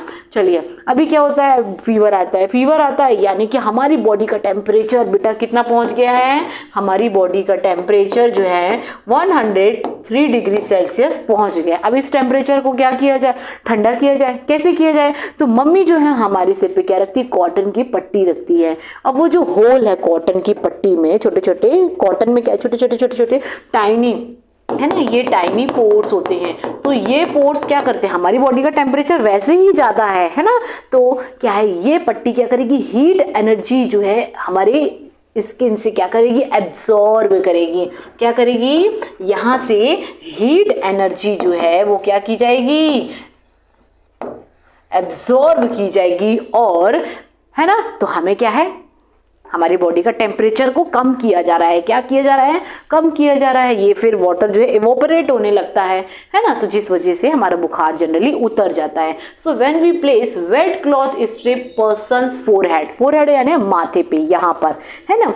सो who has high fever, water get vaporized by taking heat, है ना। जो भी वाटर क्या वेपराइज्ड होने लगता है, हीट जो थी है ना इससे आपके लिया, देन फ्रॉम हिज बॉडी से हीट लेते हैं and this will lower his body temperature. ऐसा क्यों करते बेटा? हमारा बॉडी में जो 103 डिग्री सेल्सियस जो हमें फीवर था, सो इस वेट क्लॉथ जो है इस पट्टी को फोरहेड में रखने से हमारे टेम्परेचर को कम किया जाता है। सो ये था चिल्ड्रन, है ना, this is the full explanation. I hope you enjoy this chapter. बस हमारा और आपका साथ यहीं तक था।